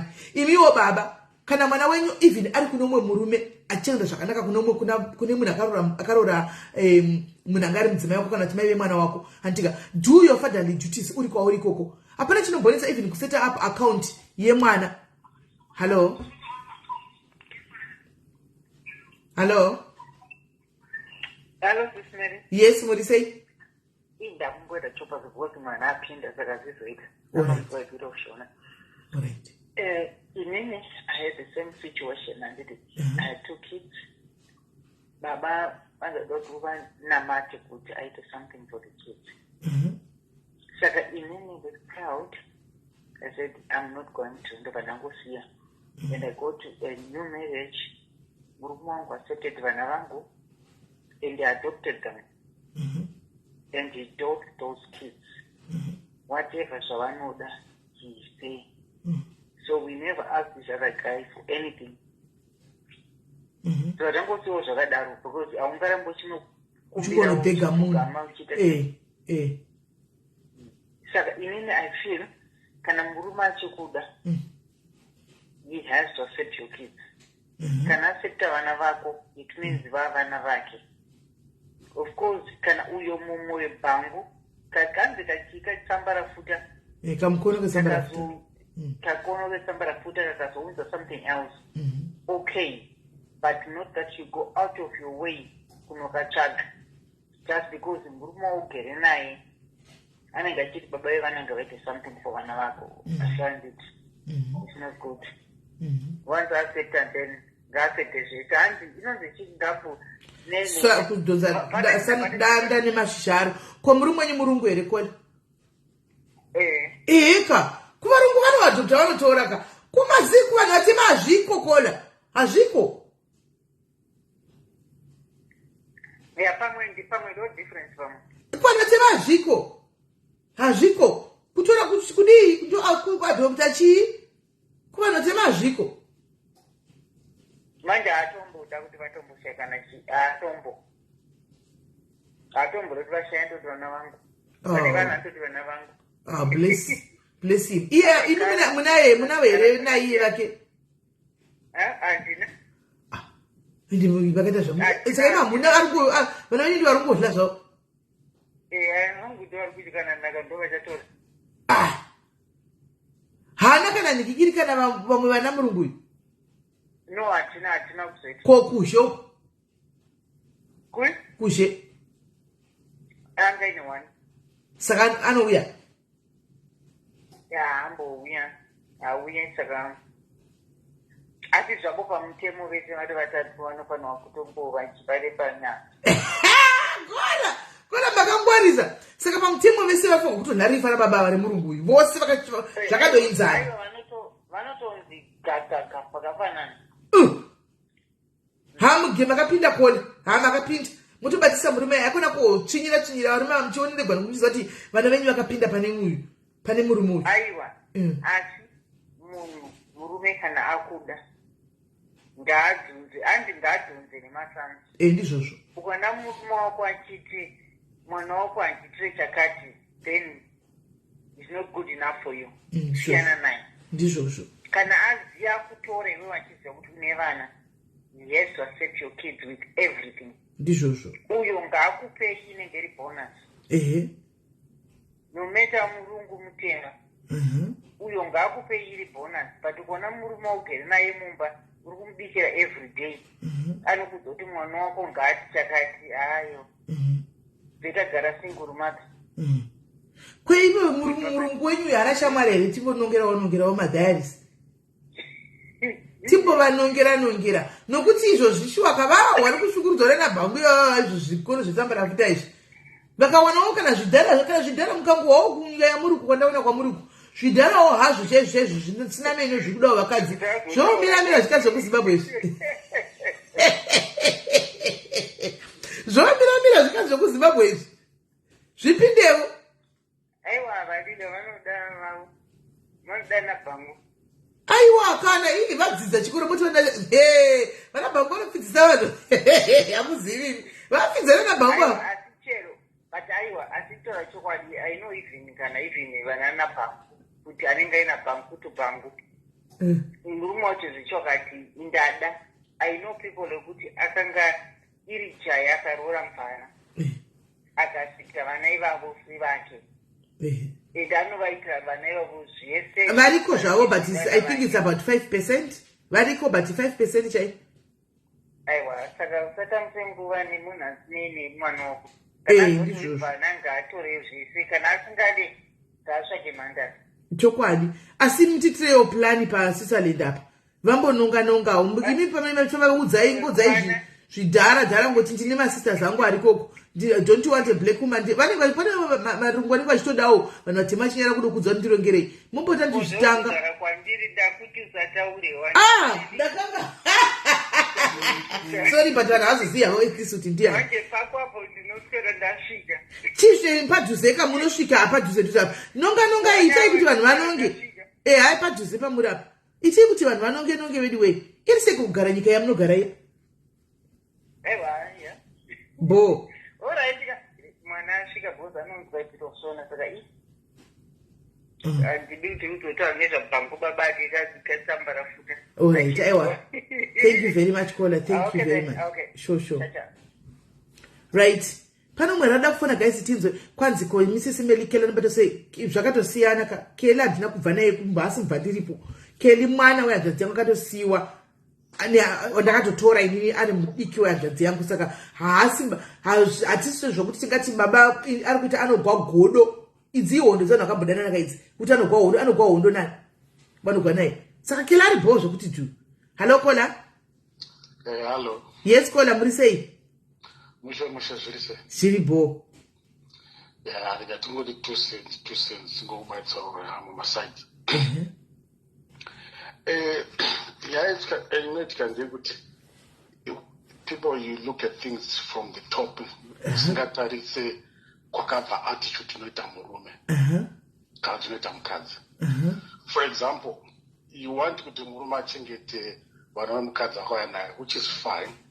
But forget kuti paanokura vakomana vanenge vachiprograma neculture. And for example, culture not ukachengeta kunasiri wako unotora nengozi dzeko kumunyama ikoko and stuff. And more, saka zvinhu zvaakaprograma mupfungwa. Anozochinja kana ayari apinda mukesi yekuti ko iye aramba nemukadzi then akunzwisisa kuti sometimes patinoramba navana notambura so panchasangana nemukadzi ane vanhu vacho chakauda sevamwe because it's in the same boat. But inyaya ipo noti pfungwa dzemurume is because culture ndo yakamuprograma like that kuti auchengete mwana umwe murume. So you can't expect him to change just like that. That's not the situation. Okay, imimi munochengeta here? Yes. Why not? What about the same culture? But it takes time. It takes time. So that it takes time. But you are in a situation like uchazonzwisisa. Kana usingambopinda unodazviti, why should I? So it takes you to be a parent to understand the needs of mother's love or father's love. Kuti unzwisisa mwana uyu vakarambana but ndinda kudana mai vacho I should so love this child. Right. I'm sorry, but I want you to answer us frankly on this next question that I'm going to ask you. Anditi, how do you feel imimi? Murikuona baba vemwana ushu wamuri kuchengeta right now mudzimai wenyandika vachitoposta vaine kamheno maserekwini akasiyana siyana vachidla mari imi muchibhadhira school fees. Zvinhu zviri kuitika. Get me right? So we want to understand from a man's point of view. Andika muchiona murume wababa vatorha mari vachiposta vachidini imi munotora stress headache yekuti mwana wangu akaenda kuchikoro mwana mudzimai wangu uyu. How do you feel about that? You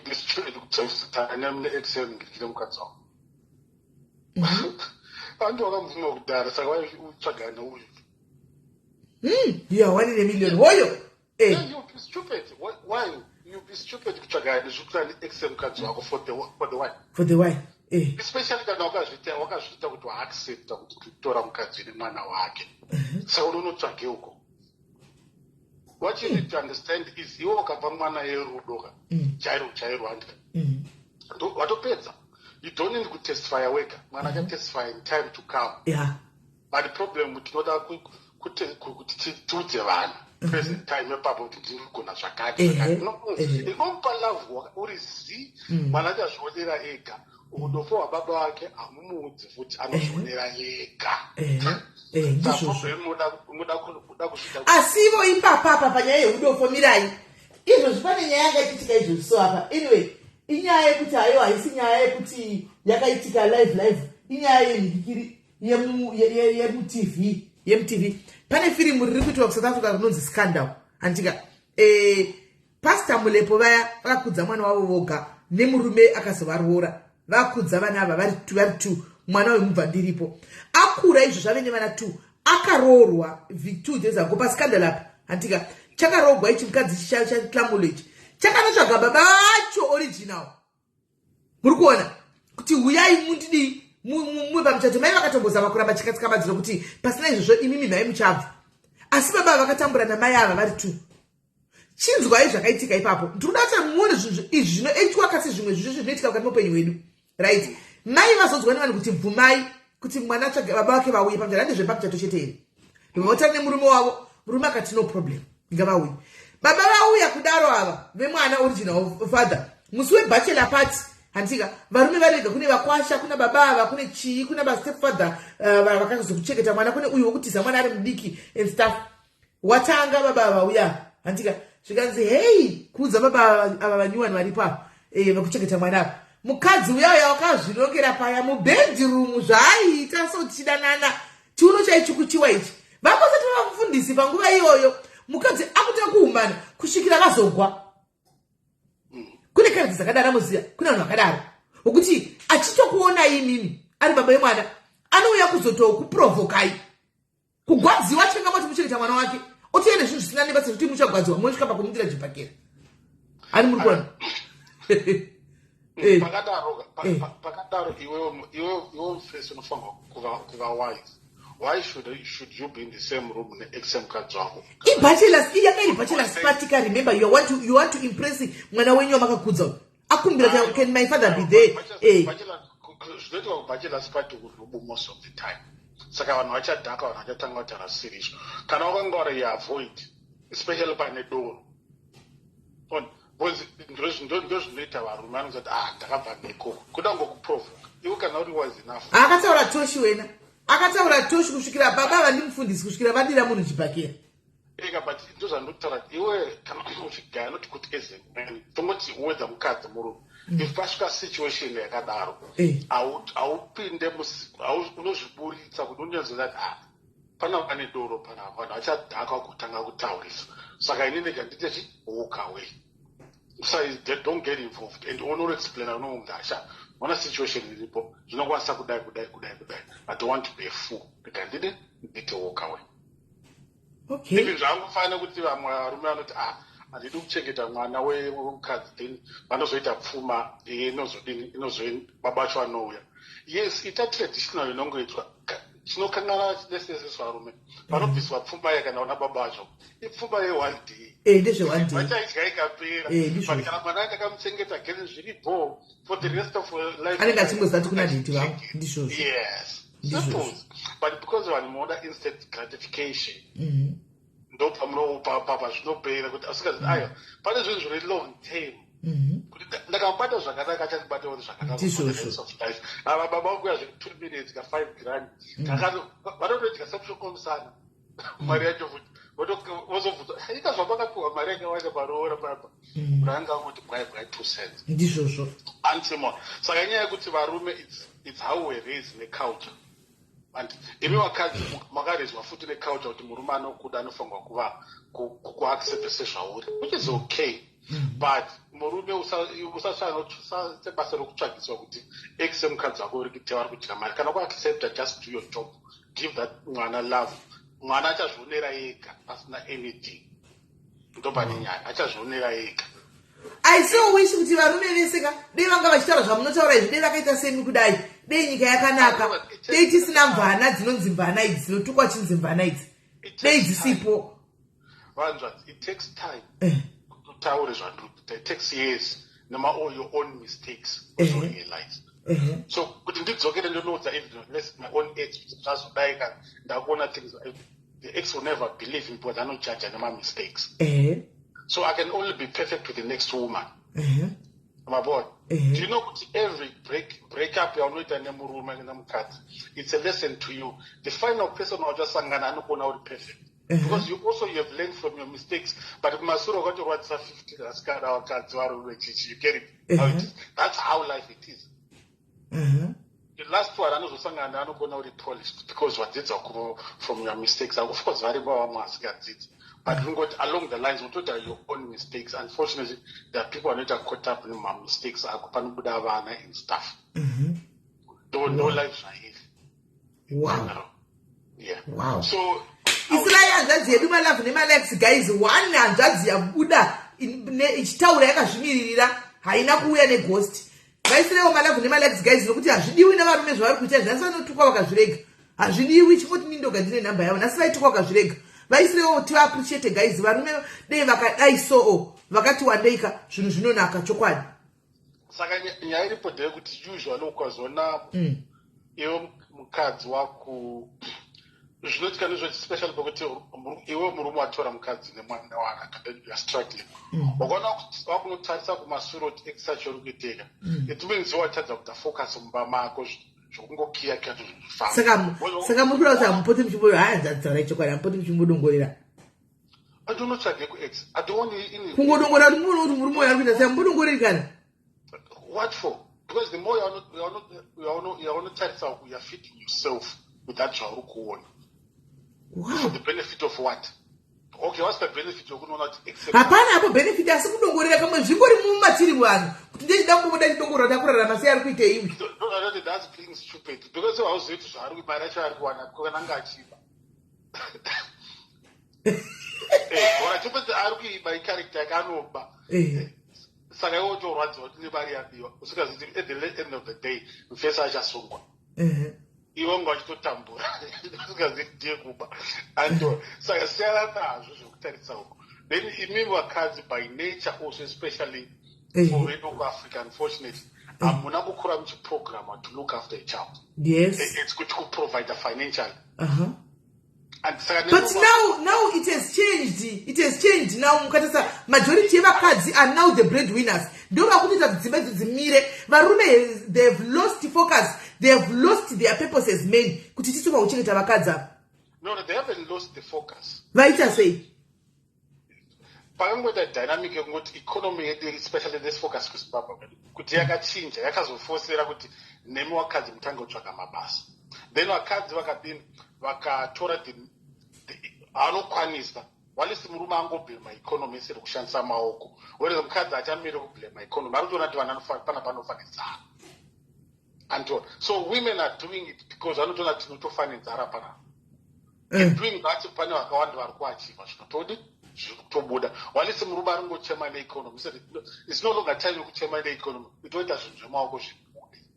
The same reason why you find kuti muno muuk vakadzi vakabva kuafrica vari kuprogressa because vari kugreba maopportunity avanga vasina kuafrica. They grab walisi murume wekuzimbabwe ari kuti ndandiri manager.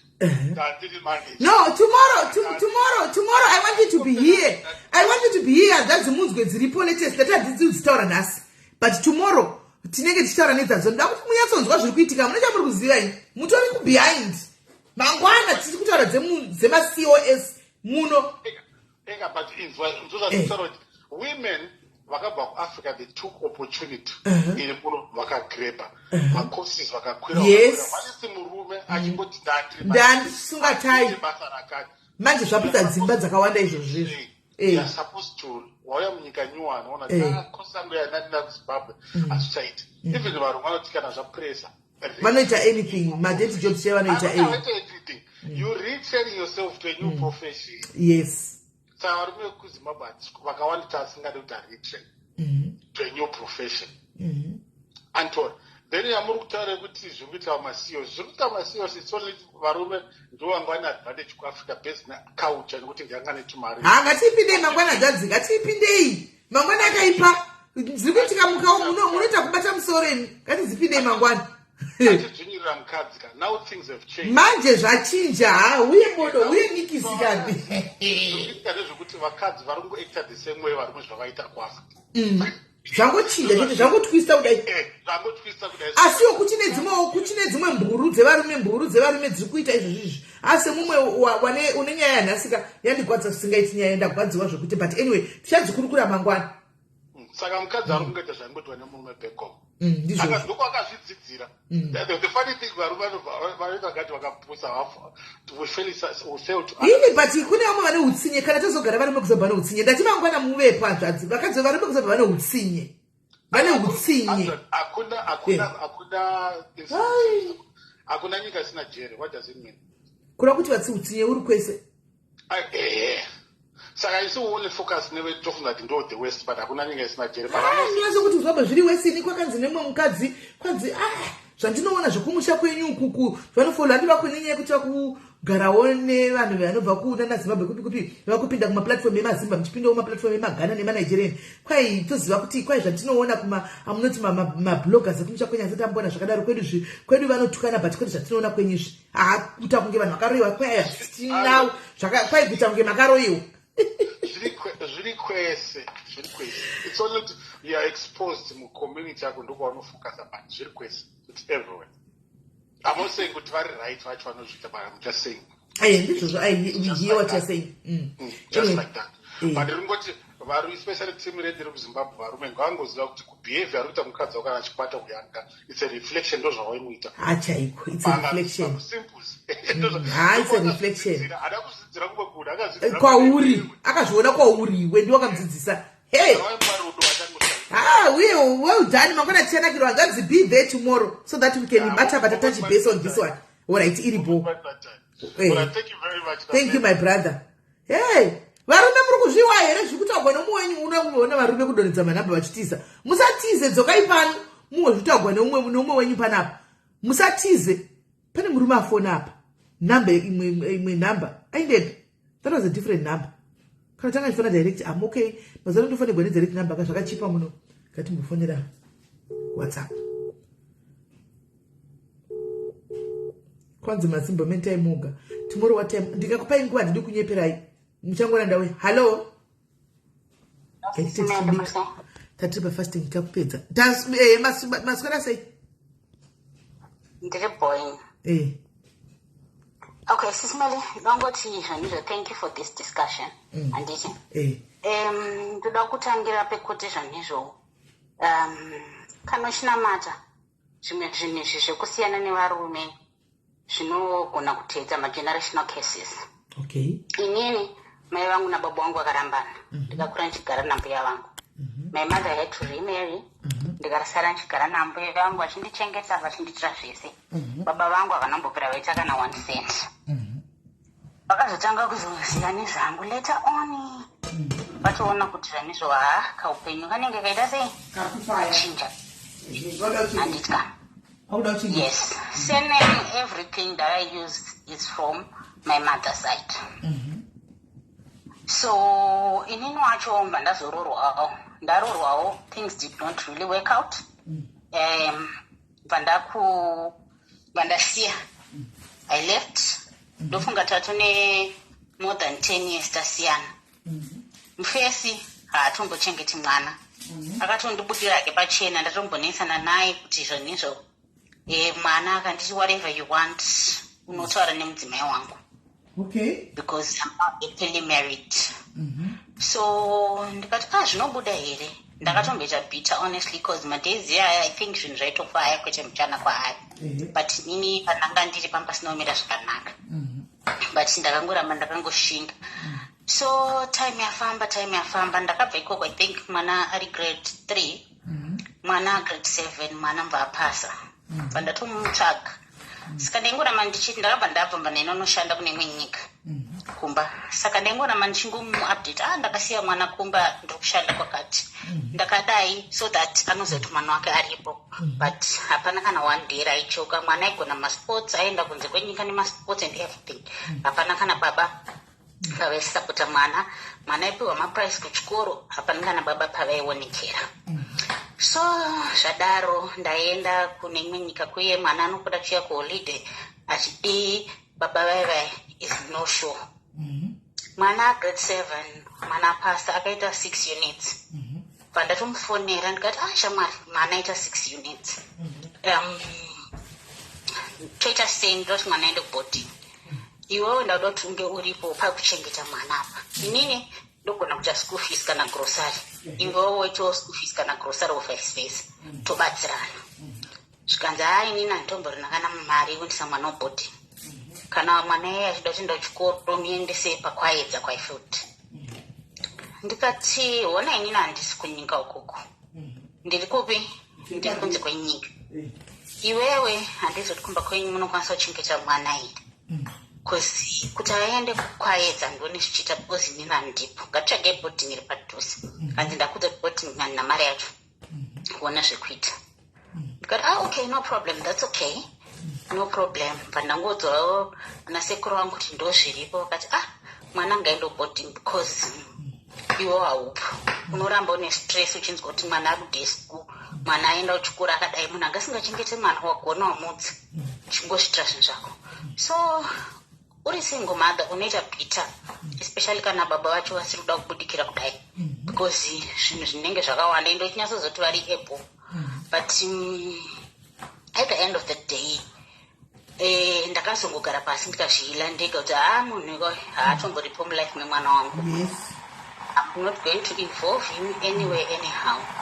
Saka ndaingotora mwana saka ndakazouya kunoku kuchando panext kwenyama ndakuta mapepa emwana vabereki vemufesi vari kwenyu koko ndobva ndavatsvaga baba avo ndikati ndinobatsirwa nemapepa emwana pavambonditi kana kuda kutora mwana unofanira kutorawo neni because ndinoda kuperekedza mwana wangu. Ndikati uda kuperekedza mwana kupi because pesa pongosipo saka uda kuenda nemwana kupi mwana ndinanga ndinaye kana zvakadaro mwana ngamugarake kwasadzi tozotora mwana ana zvakufamba. So vanangogara pandaudza mwana zvakamba zvingonditya mwoyo kuti nguva yekufamba mwana ndovanga ari madezi ecovid. Mwana ari ngoramba ari kumusha. Vanamufonera mwe musi mukati shamwari nditaura vhidhiyo kone mwana ari kuchikoro. Uko vari kuinanona mwana nini mwenapa. Sikada kuti ndivape mwana foni amboenda pasaiti because ndisingada kuti mama wangu andinea dzangu dzinedzi. Ndozvavaudza ndega. Ndikati saka ndinoda kuti ndidze mwana kuti iwewe hausi kuda kuita mapepa because uda kupfekedza mwana. Ndiuri kumumudza kuti zvinhu zviiti. Ndakatukwa. Uda kukanganisa mwana brain. Chino. What mandakacherwa foni. Ndakacherwa zvinzwa chete. Then after some few weeks vasangondisira message akati I'm ready to tuma pepa yemwana ndudze zvese zvikudiwa. Ndati alright. Ndatuma vanhu vandaituma vachifamba naye paita mapepa emwana. So sometimes my point is varume vekuzimbabwe vanonetsa. Yes, ndaitomunyengerera because kueurope ukangoya nemwana zvekuda kuita so custody kuti ise maloya zvinogona kukudhurira pane kuti mungobvumirana. Nyika yandiri inoyi inongobvuma affidavit chete rakanyorwa nababa and affidavit ndaigona kuriwana kuna lawyer but zvinozonetsa akangoda kungokusumudzira mhepo kuti wakaita mapepa wega unotadza kugadzirika. Saka akanyora rake affidavit ukagara nekopi yako you'll be okay. That's the reason why ndaimutera especially pakutora mwana apa because kuti uite wega unotadza kugara kunokoza nekunofanira kukoshesa mutemo yemwana unotanga kunzwa nezvo wakaba mumeshi wakaba mwana. So that was the reason why ndaitombotaura naye chimusofa. So kubva ipapo handina nyaya naye. Mwana wangu anotoya kwenyuko kuzona nasekuru vake because inini nasekuru vacho we are in good books even mwana wavo asingachengete mwana and ndinoda kuti mwana wangu aone hama dzake agare ikokoko inini ndiri kunoko. Saka varume vekuzimbabwe ava vanonetsa kwechemushana. Kwai hasi vekuzimbabwe chete kwanzi varume vese. Zviri kwese. Baba ivava vane COS. So baba vapi futi vake vava vane COS but ndofunga vanotoya anytime ikokoko. Ko vakariwa nepi COS? Ameno kuti vakariwa nepi kumukadzi kana zvikupi nokunzwawo nemwana wacho. Yezvo saka asima vakuta competition. Sorry? Asima vakuta competition. Mheno nyange wakaita competition ndezvavo inini SIS MELLY handinei nawo handitaure nawo. Ndongonzwawo mwana wangu achingoti ndafonirwa kana wakadhakwa manheru ndopaunofarira kuda kufonera mwana akaita birthday havatombotumirawo kuti happy birthday kana kuti chii havatomboita zvisizvo. Saka inini hamwanei nawo. So my point was just saying kuti varume vekuzimbabwe vane kautsinye so kavanoita kekuti anenge ada kufikisa iwo but anozongobatanidzira nemwana wake achifunga kuti mwari ishamwari yake but mwari ndimwari unonzwa munyengetero and more doors are opening every day vasitomboripa ipapo. Saka sometimes moving on ini ndikatongodanana nemunhu ndikangoumudza zvemwana wangu ndikangotanga kungondipindura zvandisinganzwisise zvatopera because I know kuti kumberi ukuku unotadza kuchengeta mwana because ndogona kuda kufara inini ndichiti ndine munhu but at the end of the day my daughter will suffer kwatakambobva kure kumashure ukuku kwakaoma. Saka todiko nevarume vekusha kwedari. Inini hangu I think munhu ukambotraya kutaura naye akaramba musiye. Okay. Kavakadzi nezvi tikuhasla tinotengesa mapremium spice tinoruka musoro vanhu vari ngopinda nezvemasio chaungofanira kungoita kungova nefocus chete. If you can write down a vision board yekuti zvinhu zvauda kuachieve iwewe ndezvipi so that you don't be distracted nevarume nekuti even kuno kuchando kwacho variko varume kwaya kudhara asina kana pekugara izvezvi ukamona akachena naizvozvi kuchipa izvi handimazoti malabels togona matenga mucharity shop akauya pakandivhevhetedza ndototi ndazviwanira gentleman vakachena vakarongeka hembe dzakachipa kutomborokemba exactly Eleza achipa kudaro hembe ndodzizi kokudzipfekera kwacho hakuna. Can I move in? Can I move in? Saka I think inini hangu nemamwe masingle mother tinenge tichidawo munhu, but ukaita vision board rako nekuziva chihambiro chako chawakaita for the sake of the kids, unorarama zvinoendeka. Kunoko kwacho ukada kuita mapizza nevarume ukaita imwe nhumbu, ndopaunoona kuti child haisi kid game. MaZimbabwean bururu anenge asipo everyday, anenge atsvagana nemari dzavo. Saka unozofunga kuti ndauya ime Mrs. Melly ndokuziva kuti chimbondisarirewo nemwana mondozoti aiwa ndipo nhasi ndinokutsamwirai ndotokunyayai kuti vandidadire, but inini ndina ndisina urongeka. True. Very true. Saka inini hangu through nekuteererawo ana zuva nemi ukaita vision board rako, I'm trying, I'm not the best, ndinotonyanganya kuti mushana, but ukaita vision board rako woziva kuti ukuda kuita nezvei chabuda zvinokubatsira uchitika uchienda mberi zvakadaro. Then avoid zvinhu zviri toxic, because kana uri amai ukasangana nevanhu vari toxic zvakakomera. And kana uri munhu futa nemwana, learn to say no, especially mazuva ano kune masquad kuti hande kuholiday, hande out kudini, hande kupi. Kana usingazviafford ita handikwanise, because hazvisungirwe munhu, because unosviva pressure yekuda kuti hanzi ndikuona chekuposta pastatus akati kuya, ndikuona zvekuposta pafacebook, but vanhu vacho vari kupostera ivavoka havambofa vakaposta nhamo dzavo kana kuti zvikufa pasei. Saka just tell yourself kuti no guys, hatikwanise kuenda.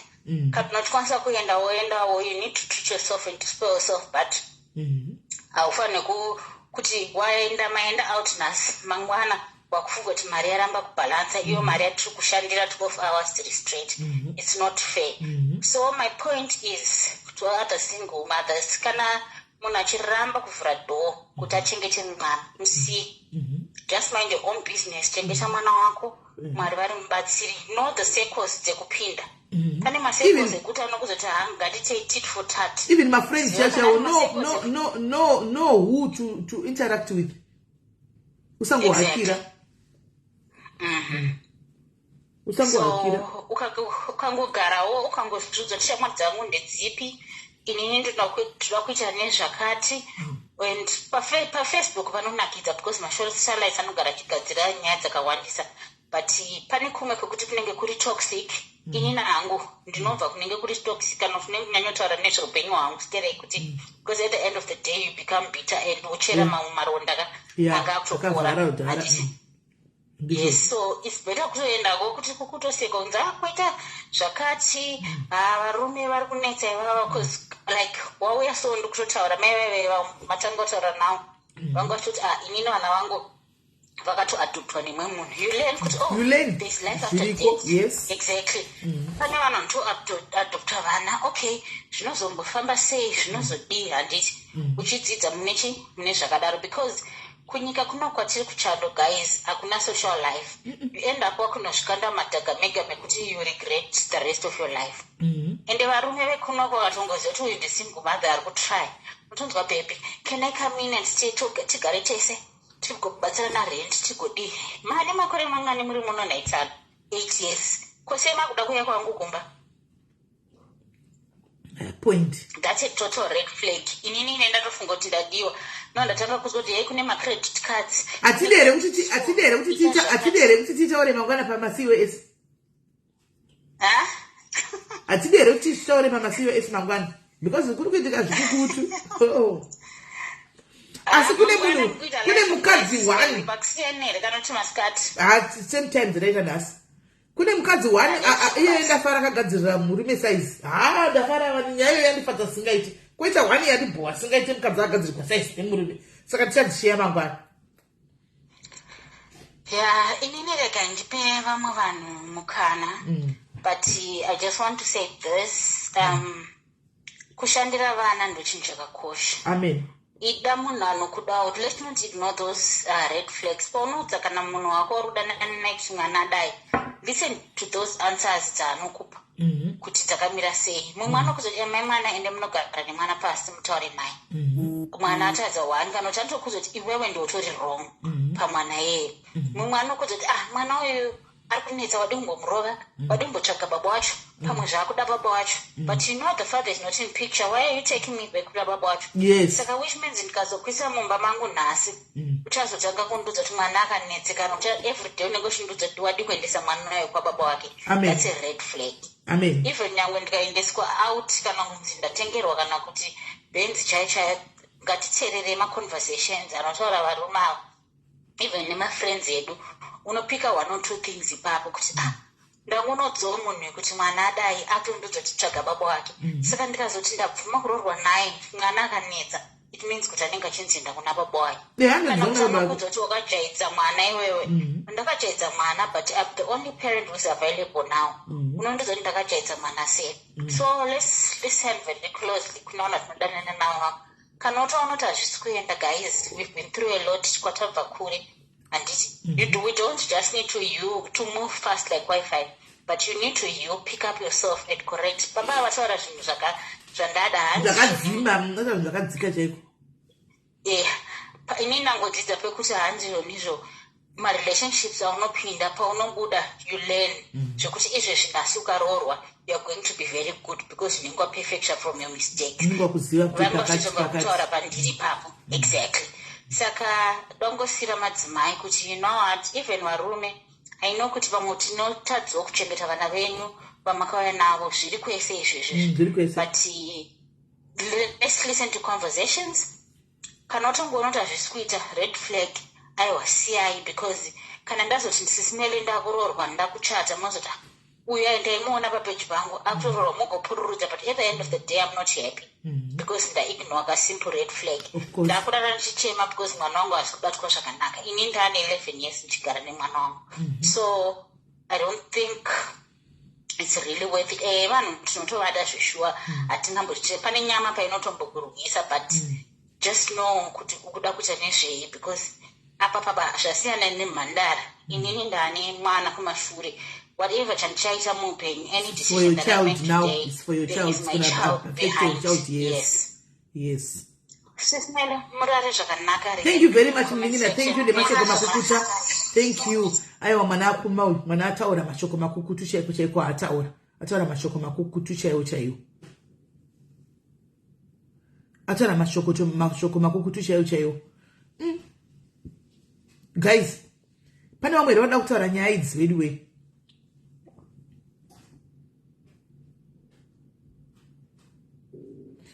Iwe mdumu mangu kurira nenyaya yekuti munenge masoka musina kudya. Iwe mdumu mangu muita kurira mai mwana kana wakudya namanheri wayo. Hamusati majaira shuwa masiva isaya.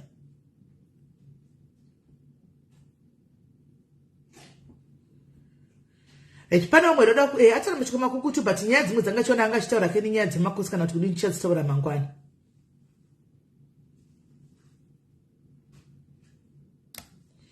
Chasora mangwana. Pane vamwe here aiwa muri kudzidza, vanoda kudzidza peshe vanodzidza pano, vasingadiwi vanongoya kuzombotamba voinda. Kwanzi na Isabel na Annabel hanzi musangoti varume isusu kudzimba dzedu tigere. Annabel pane paunga yakatini kumba kwangu kuizvo murume zuro chaiye akadubata asiko. Pane paungadaro unongoti kwangu zviri kuvaya. Annabel masivana unongoti kwangu zviri kuvaya ndo chokwadi.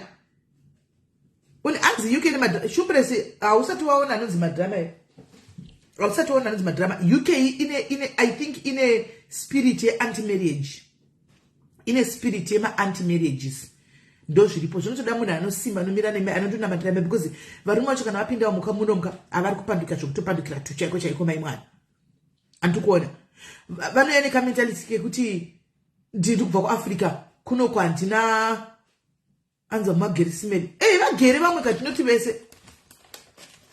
But ukanoti ukadaro panapa pa screenshot iyo unozoifira mangwana. Inochengetwa screenshot jina. Inochengetwa zveshuwa. Chero ugere kungotarisa wongochema ikweta jema newadya. Inotogwa screenshot muso unozoya panapa unorangaridzwa. Hanzi kupfura Cape Town here. I think Cape Town iri pamberi zvayo, shumba nenguo iri pamberi zvayo, asi kwazvokutodarika kunoko ese kwete zvokudarika SA, asi inayo ma-anti-marriage. We'll talk tomorrow. I think vakagara muno kudhara nguva yakareba vamwe vari panapa will be able kubatsira vana kuti voita sei. nokuti hazvina kumira mushe. Ikarati chaichaiyo. Karati munomu mune karati kuti yekutotamba. Zvokuno kuno zvotoda Jesu varume havadi kushanda. Kana titi kurada kushanda here kana titi vanenge vachitsvaga basa ravo iroro remakola ravakamirira vakanga vachisunga matai vachienda kuofisi here kuti vanenge mheno. But ihondo ikarati. Turi kuchinja tumakondo tisambara futa turi kuchinja chako chakati wapinda muno turi kudochinja zvokutoda especially kana chiri chakauya nekosi mukadzi ari dependent vakadzi vaiuwira viriwe vaiuwira asi zvisinei chiri inofa chiri inozongofa chiri zongo pane mwera datara nenyaya yenhingikiri gaiti mbudzo wangu inda kurova. Hi David, how are you? Inda kurova.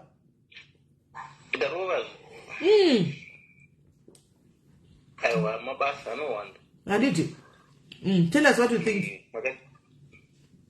Yeah, very interesting topic. Ndantange nekuti inini ndoona sekuti chinhu chakakosha stereki vana right pakuti vana vanofanirwa kuchengetedzwa wherever kwavari right whether wabva kana kuti waenda uri kuenda kupi vanhu vakakoshesa vana yamangwana flows because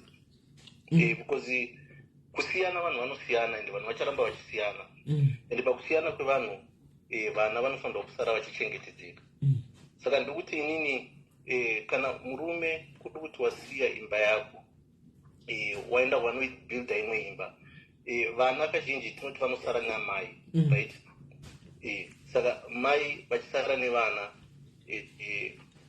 responsibility hombe inobva yapiwa mai to protect vana right saka simba hombe rofanirwa kubva kuamai kuti vakwanise kuchengeta vana saka uri mukadzi usati waenda to the next stage the need to protect your own children iri pakuti iwewe haufaniri kupa murume kuti haufaniri kuti murume akurore uchiziva kuti hasi kuzochengeta vana vako saka iwewe you have the responsibility yekuti murume uyu ngaape guarantee or surety yekuti achachengeta vana vako right anokupa sei nai brother iwewe I think the fact that iwewe uchengeta vana right saka don't go to the next stage usingazivi kuti murume uyu akuda kuchata naye ari kutarisa sei vana vako unomboziva here kuti munonyepa imi vanhurume unomboziva here kuti kana kuine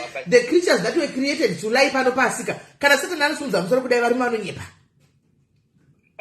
kunyepa kuriko right mira ipapo mira munhu chinozoita kuti ndibvume kupinda murelationship newe ndechekuti unenge wanditini vana vako ndinovada irelationship kwete marriage relationship ndenda tokudza kuti wana ndine mwana wangu inini kana ndine vana vangu 2 kana 3 hanti iwe kuti ndokuda zvakadaro hanti wana ndokuda nevana vako inditopinda murudo zveshuwa kana sati wandiroora vana vanenge uchivatadza rudo uchivada nemwoyo wese hanti wana tave mumarriage manje ndomba zvinochinjirawo saka munonyepa munochinja kana nokuti kana wakabhoti uchavada vanava wozochinja kunyepa right saka kana zvazochinja ipapapo kuri kuti zvachinja zvaitika zvachinja I think isimba futi rofanirwa kubva kuna mai kuti kana munhu anga apromisa kuti achachengeta vana kana akati achachengeti ngaasiwe because I think mascenarios akawanda anosiyana because varipo vana vari kutarisa varipo varume vanochengeta vana vavo izvi vavasiya right but immediate responsibility munhu anofanirwa kunyatsochengetedza mwana nepaari ndiamai saka iwo kana uri amai wangoona kuti murume hasi kuda vana vako I don't think pane reason yekuti uswere uchagarira pamunhu asiri kuda vana vako ipapo ndizvozvo hazvo pakuti pane pasina reason yekuti uramba garira ko imimi kozvokuti imimi kana marambana nemukadzi ainda ake nevana vake ozonorogwa kumwe imimi hamuchadi kuchengeta vana vaya vari kune mumwe murume muda kuti murume yakuchengeterei vana imi muri vapei imi muchizvamisa sei ipapo ndo pamwe patochiti varume murume waenda vana wasiya I think it's important kuti sevarume tidzidzisane kuti vana havakanganikwa but pane mascenarios anotisiyanei, because remember kuti mukadzi uyu tongoti mukadzi uyu ane umwe murume, right?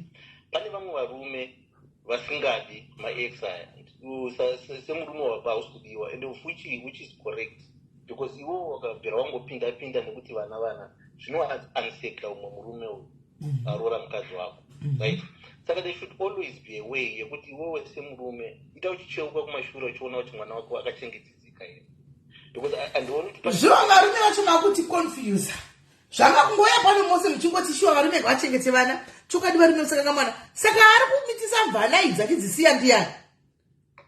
aiwa mvana dzichatosiyiwa because ndozvati kuti ndozvinhu zvakaipa izvozvo, because kusiyiwa vanhu havasi kuregera kusiyiwa. Chichengetai vana venyu, chichengetai vana venyu.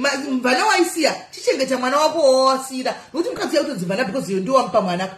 Chichengeta mwana wako because mose mukamuchisigirana kuti chokwadi saka ndiani ari kuchengeta asiri kuchengeta ndiani. Mose tsinza zofu muri kuchengeta saka asiri kuchengeta ndiani. aiwa varipo vasingachengeti, varipo vanoenda votoenda, then varipo vamwe vanonzi ivo chengetai, kuchengeta kazhinji kana munhu achinzi chengeta, vakadzi vazhinji vari kutarisira mari, of which hachisi chinhu chiri wrong, zvinhu zviri right kutarisire mari. Mumwe murume wacho haana mari asi vana anenge achivada but mari asina, maona. Saka aiwa akola haana mari yekuchengeta vana vake asi ane mari, iye ari kurarama sei? aiwa pane umwe asina mari, ari kurarama sei? Ari kurarama sei? kurarama unorarama usina mari, asi kana mukadzi achiti unza mari anenge achiida iri cash, kiuno uchida kumupa iri chii voucher, uchida kumupa chii chikwereti?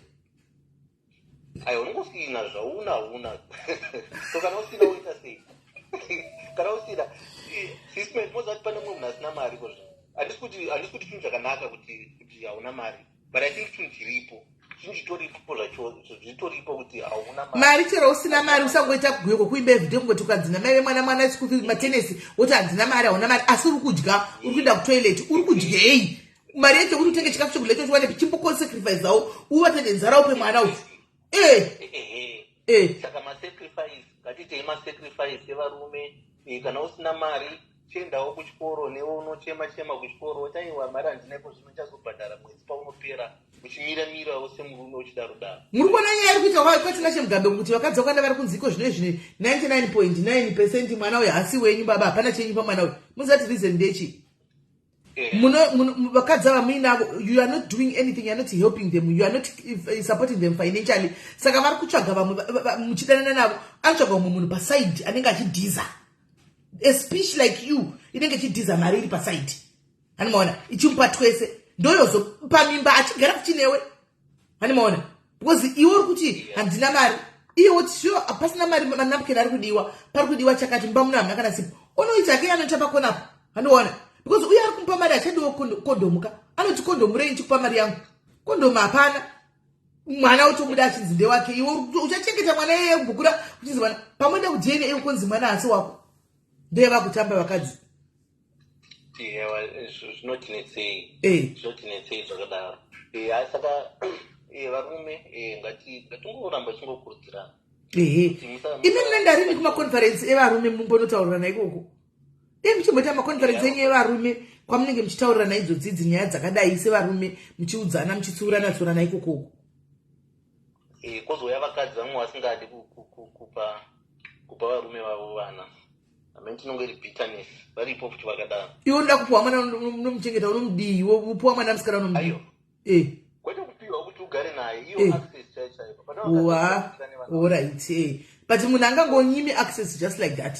Panenge pane zvinenge zviripo. Vanozviita vanhu kuti wandisiyirei.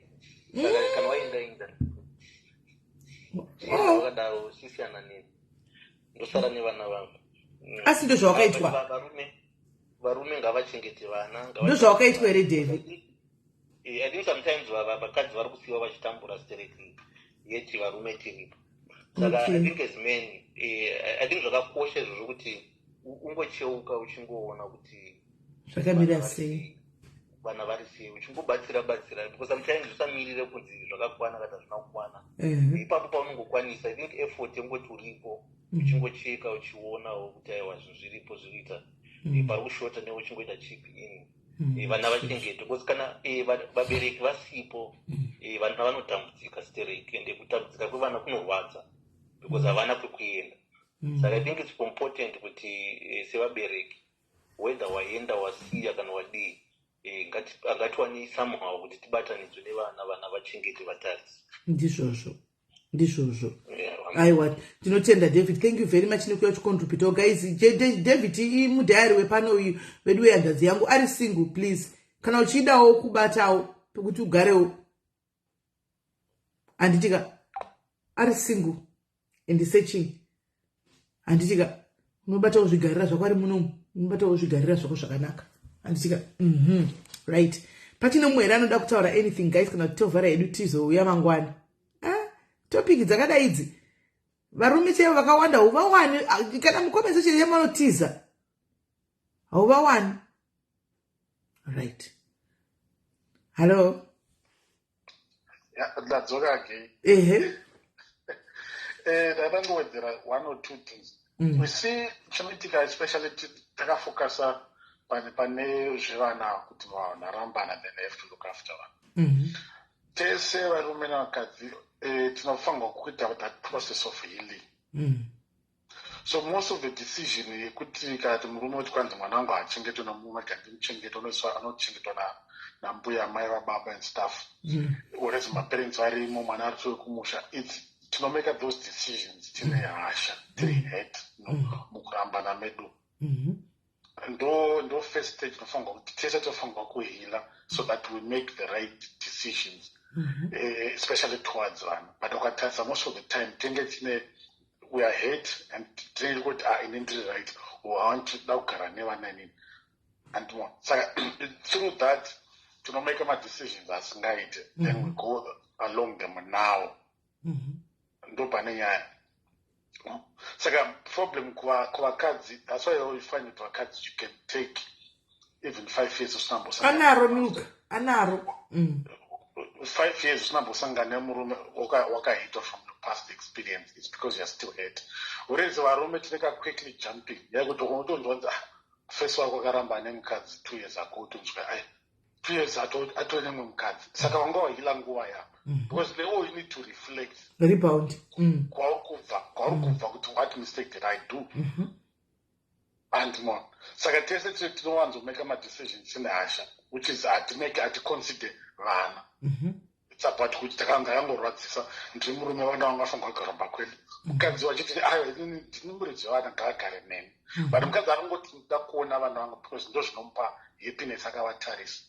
But tazofunga kuti kunyatsovachengeta ndovachengeta nei anenge asina for you. But ndopanozokuti paipe pakauya fidzawo face kuti listen, ndoda kukuroora ubva atongojambira mukuroora because iye haana means to look after the kids. And more. Then pamasaka nofeso futi ari kubvawo kwake haana kuhila mufesuka. Rebound. Saka recipe for disaster from saka that means vese vari 3 vana ex omukadzi nemufesi aripo nemukadzi vese they are hate. Saka common sense of kuita zvinhu zvevana chaizvo hapana. It's about themselves. Yeah. Wow. Tikatanga kuheala first, we understand kuti ndakarodza but vana havana chavanoziva. Later so. But tese tinopinda tiri entangled because we are hate. We got married for the wrong reasons. Varume sevarume zvanatora kuti tinei atoroora because pfungwa dzake akangokura achinzi mukadzi ndiye anokubikira anokuwachira anokudii. So he's not marrying out of love, he's marrying out of service from a woman. Takuroorera service. Mai vangu vanoda munhu chavanovabatsira kurima ndizvozvo. Shuwa iwewe unogadzisa mukadzi murume kumusha segejo. Kunge gejo. Kuti zvemazano zvikadzi zvangu hazvibvumi kuenda kumusha. The wrong reason, especially varume kuti especially se ukagara 10 years in marriage. Murume anengajara kubikirwa kudini. Ndoya anongoti mutina aramba ane mukadzi 2 years aro because haasi kugona kuita zvinhu. Anogona ke but kwari anofunga kuti haagoni kuzvibikira, haagoni kuzviwachira. Saka ari kuroora munhu 50-50. Service yemukadzi neungoti ndoda munhu but hapana rudo zvazvo kuti machallenges akauya anochallenge rudo, you find kuti munhu anotaukawo easily. Because ananyatsoda munhu chaizvo chaizvo. Akamudira maservices aya. Right. Haya, tikudzidza. So once we know that equation, sometimes, especially I'm talking from side varume sometimes zvinorora izvo zvindoda munhu anondowatira anondibikira ndakatsoka kubasa ndora. So that means hauchanyatsorora munhu kuda rudo chaizvo. Rudo rwako 50. But the other side is what my services there. Haunokwanisa kuzvitrega, but you're because wakakura uchidza ugoni. Watojaira, you think you can't. So you're married for the wrong reason. Of course. Wow. Thank you, Agazi. Thank you very much. Thank you. Thank you, Agazi yangu. Right. Kani botira kole kupesira number. Nasi ma diaspora ari kufona. Ndo ari kukondopita ipi number ya.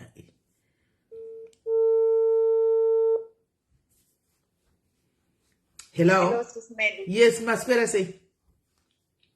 Maswera say. Mushe. Hande itinzwe.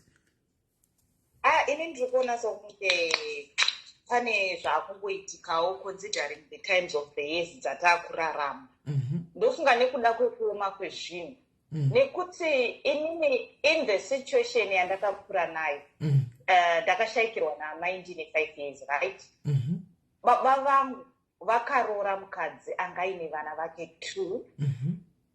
Mukadzi uyo aine vana vake 2 akauya nevana, they joined us. Isusu takanga tasiwa tiri 9 naamai vedu. Tasiwa tiri 9, baba vangu vakangomuudza mukadzi wavo kuti ini ndangokutorerawo kuti undibatsire kuchengeta vana vangu ava. Ndasiwa ndine vana vakawanda plus moreover vadiki avava. Tiri vadiki tanga tiri about 3. Saka I think vakangoita agreement. Saka vaita that agreement. Takatokura zvakanaka sismeli handidi kunyeperai. Panga pasina kana difference. Yedu isusu nevana vamama ava. Takatodzidza, takaenda kuzvikoro, takaenda kumaboarding schools. Ende zvinoita Mwari chimirai ndikuudzei. Vana vamama vaya vari 2. They were more successful than any one of us. Makona. Saka vaita successful vana vamama havana kumborasa baba vedu. Taitoziva kuti isusu tikatoomerwa kana kuti titoti kana baba hembe kana chakati. Vasikana vaya vari 2 vatozoroorwawo vakwasha vachitoziva kuti ava ndo vatezvana. Baba vangu vaitoitirwa nevakwasha varume vevana vemukadzi wavo. Rupabata. Saka inini ndiri kungoona kuti chimboko chaakungoitika ichichika. Varume 1 vakungotya responsibility. Maybe due to kunetsekana kwakungoitika zvinhu sesu zvatiri kuZimbabwe zvazvani muri kungoona zviri kungoitika muZimbabwe muyamo. Then coming to myself, inini sedunga munhu ndakazvimirira. Ndakabva ndapindawo mumarriage. Saka ndapinda mumarriage ndakaitawo vana 2 ndobva marriage yadisinda due to but ndakatotadza kuti ndiroorwe futi ndakutogaya kuti who is going to saka I had just to kutotanga kungozvishandawo kutongombeya takaenda kuti chingotsvagawo zvekuti tiraramise vana. Takadaro vana vari kutongokura kuita zvakadaro. Saka ndiri kutongoona kuti maybe maeconomy hashes ameno zviri kungoitika kunzoko. Varume vemazuva ano havachazvikwanisi. But kudhara vakatowanda vekudhara during generation yana baba vangu inini. Ndaitoenda nababa vamwe vaitotora mukadzi aine nhumbi. But nhumbi yacho haisi yavo. Mwana iye otozvarwa mumusha imomo. Zvigofukidzigwa, zvigovharidzigwa zvokuti kana zvisina kutabva mutombozvizivi. Mune musingatombozvizivi. Tinotoone vamwe kuti vamwe vakauya nevana vavo kwavakanga vakaroorwavo. Vagosvika mumusha imomo vagotokurira imomo asi havasi vemumusha medu. But nanhasi tinotokomunicata navo because takangoziva kuti vana asina sitomboruka bamukuru. Saka handisi kuziva kuti kana paine zvisiri zvokuti kuoma kweupenyu hwaitika pane chimwe chikonzero here chinganyanyoita kuti zvisiyane chaizvo chaizvo. Handisiziva.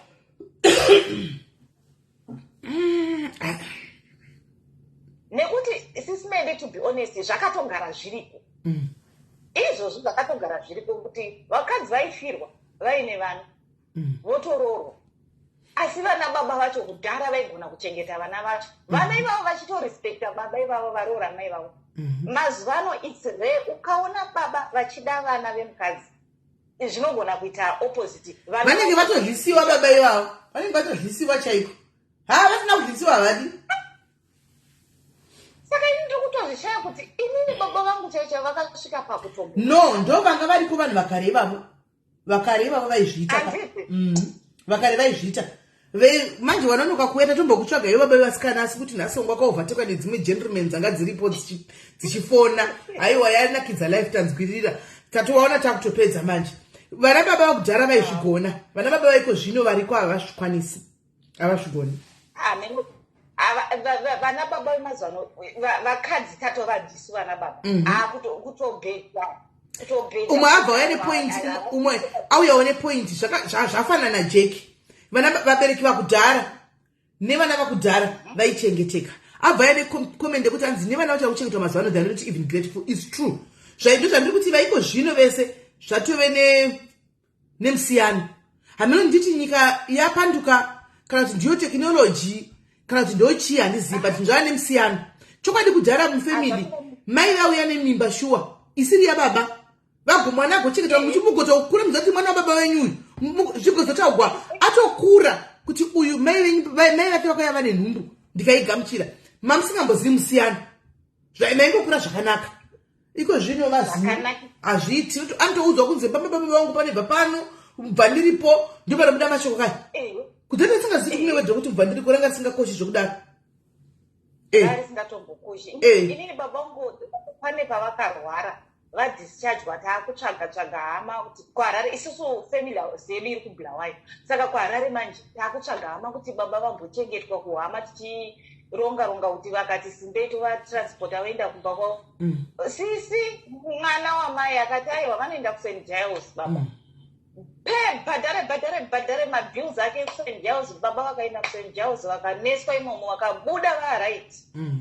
Tatisingazive isusu kuti kunotombova nedifference. Nometa vaitoshandisawo seneni dzavo idzodzo dzekwamai kana kuti dzekwana baba vavo here. Nometa vaitoshandisa idzodzo, but we were one. Hakuna izviziva kana kuna kudya. Muri kumboziva kuti ava vana vakauya namai avo. Hakuna izvizvo. And the good kuti mai vacho was also oriented nababa. Baba vakanga vakanyatsosimba kuti no hapa vana vangu zvinongaita asi usabate vana vangu.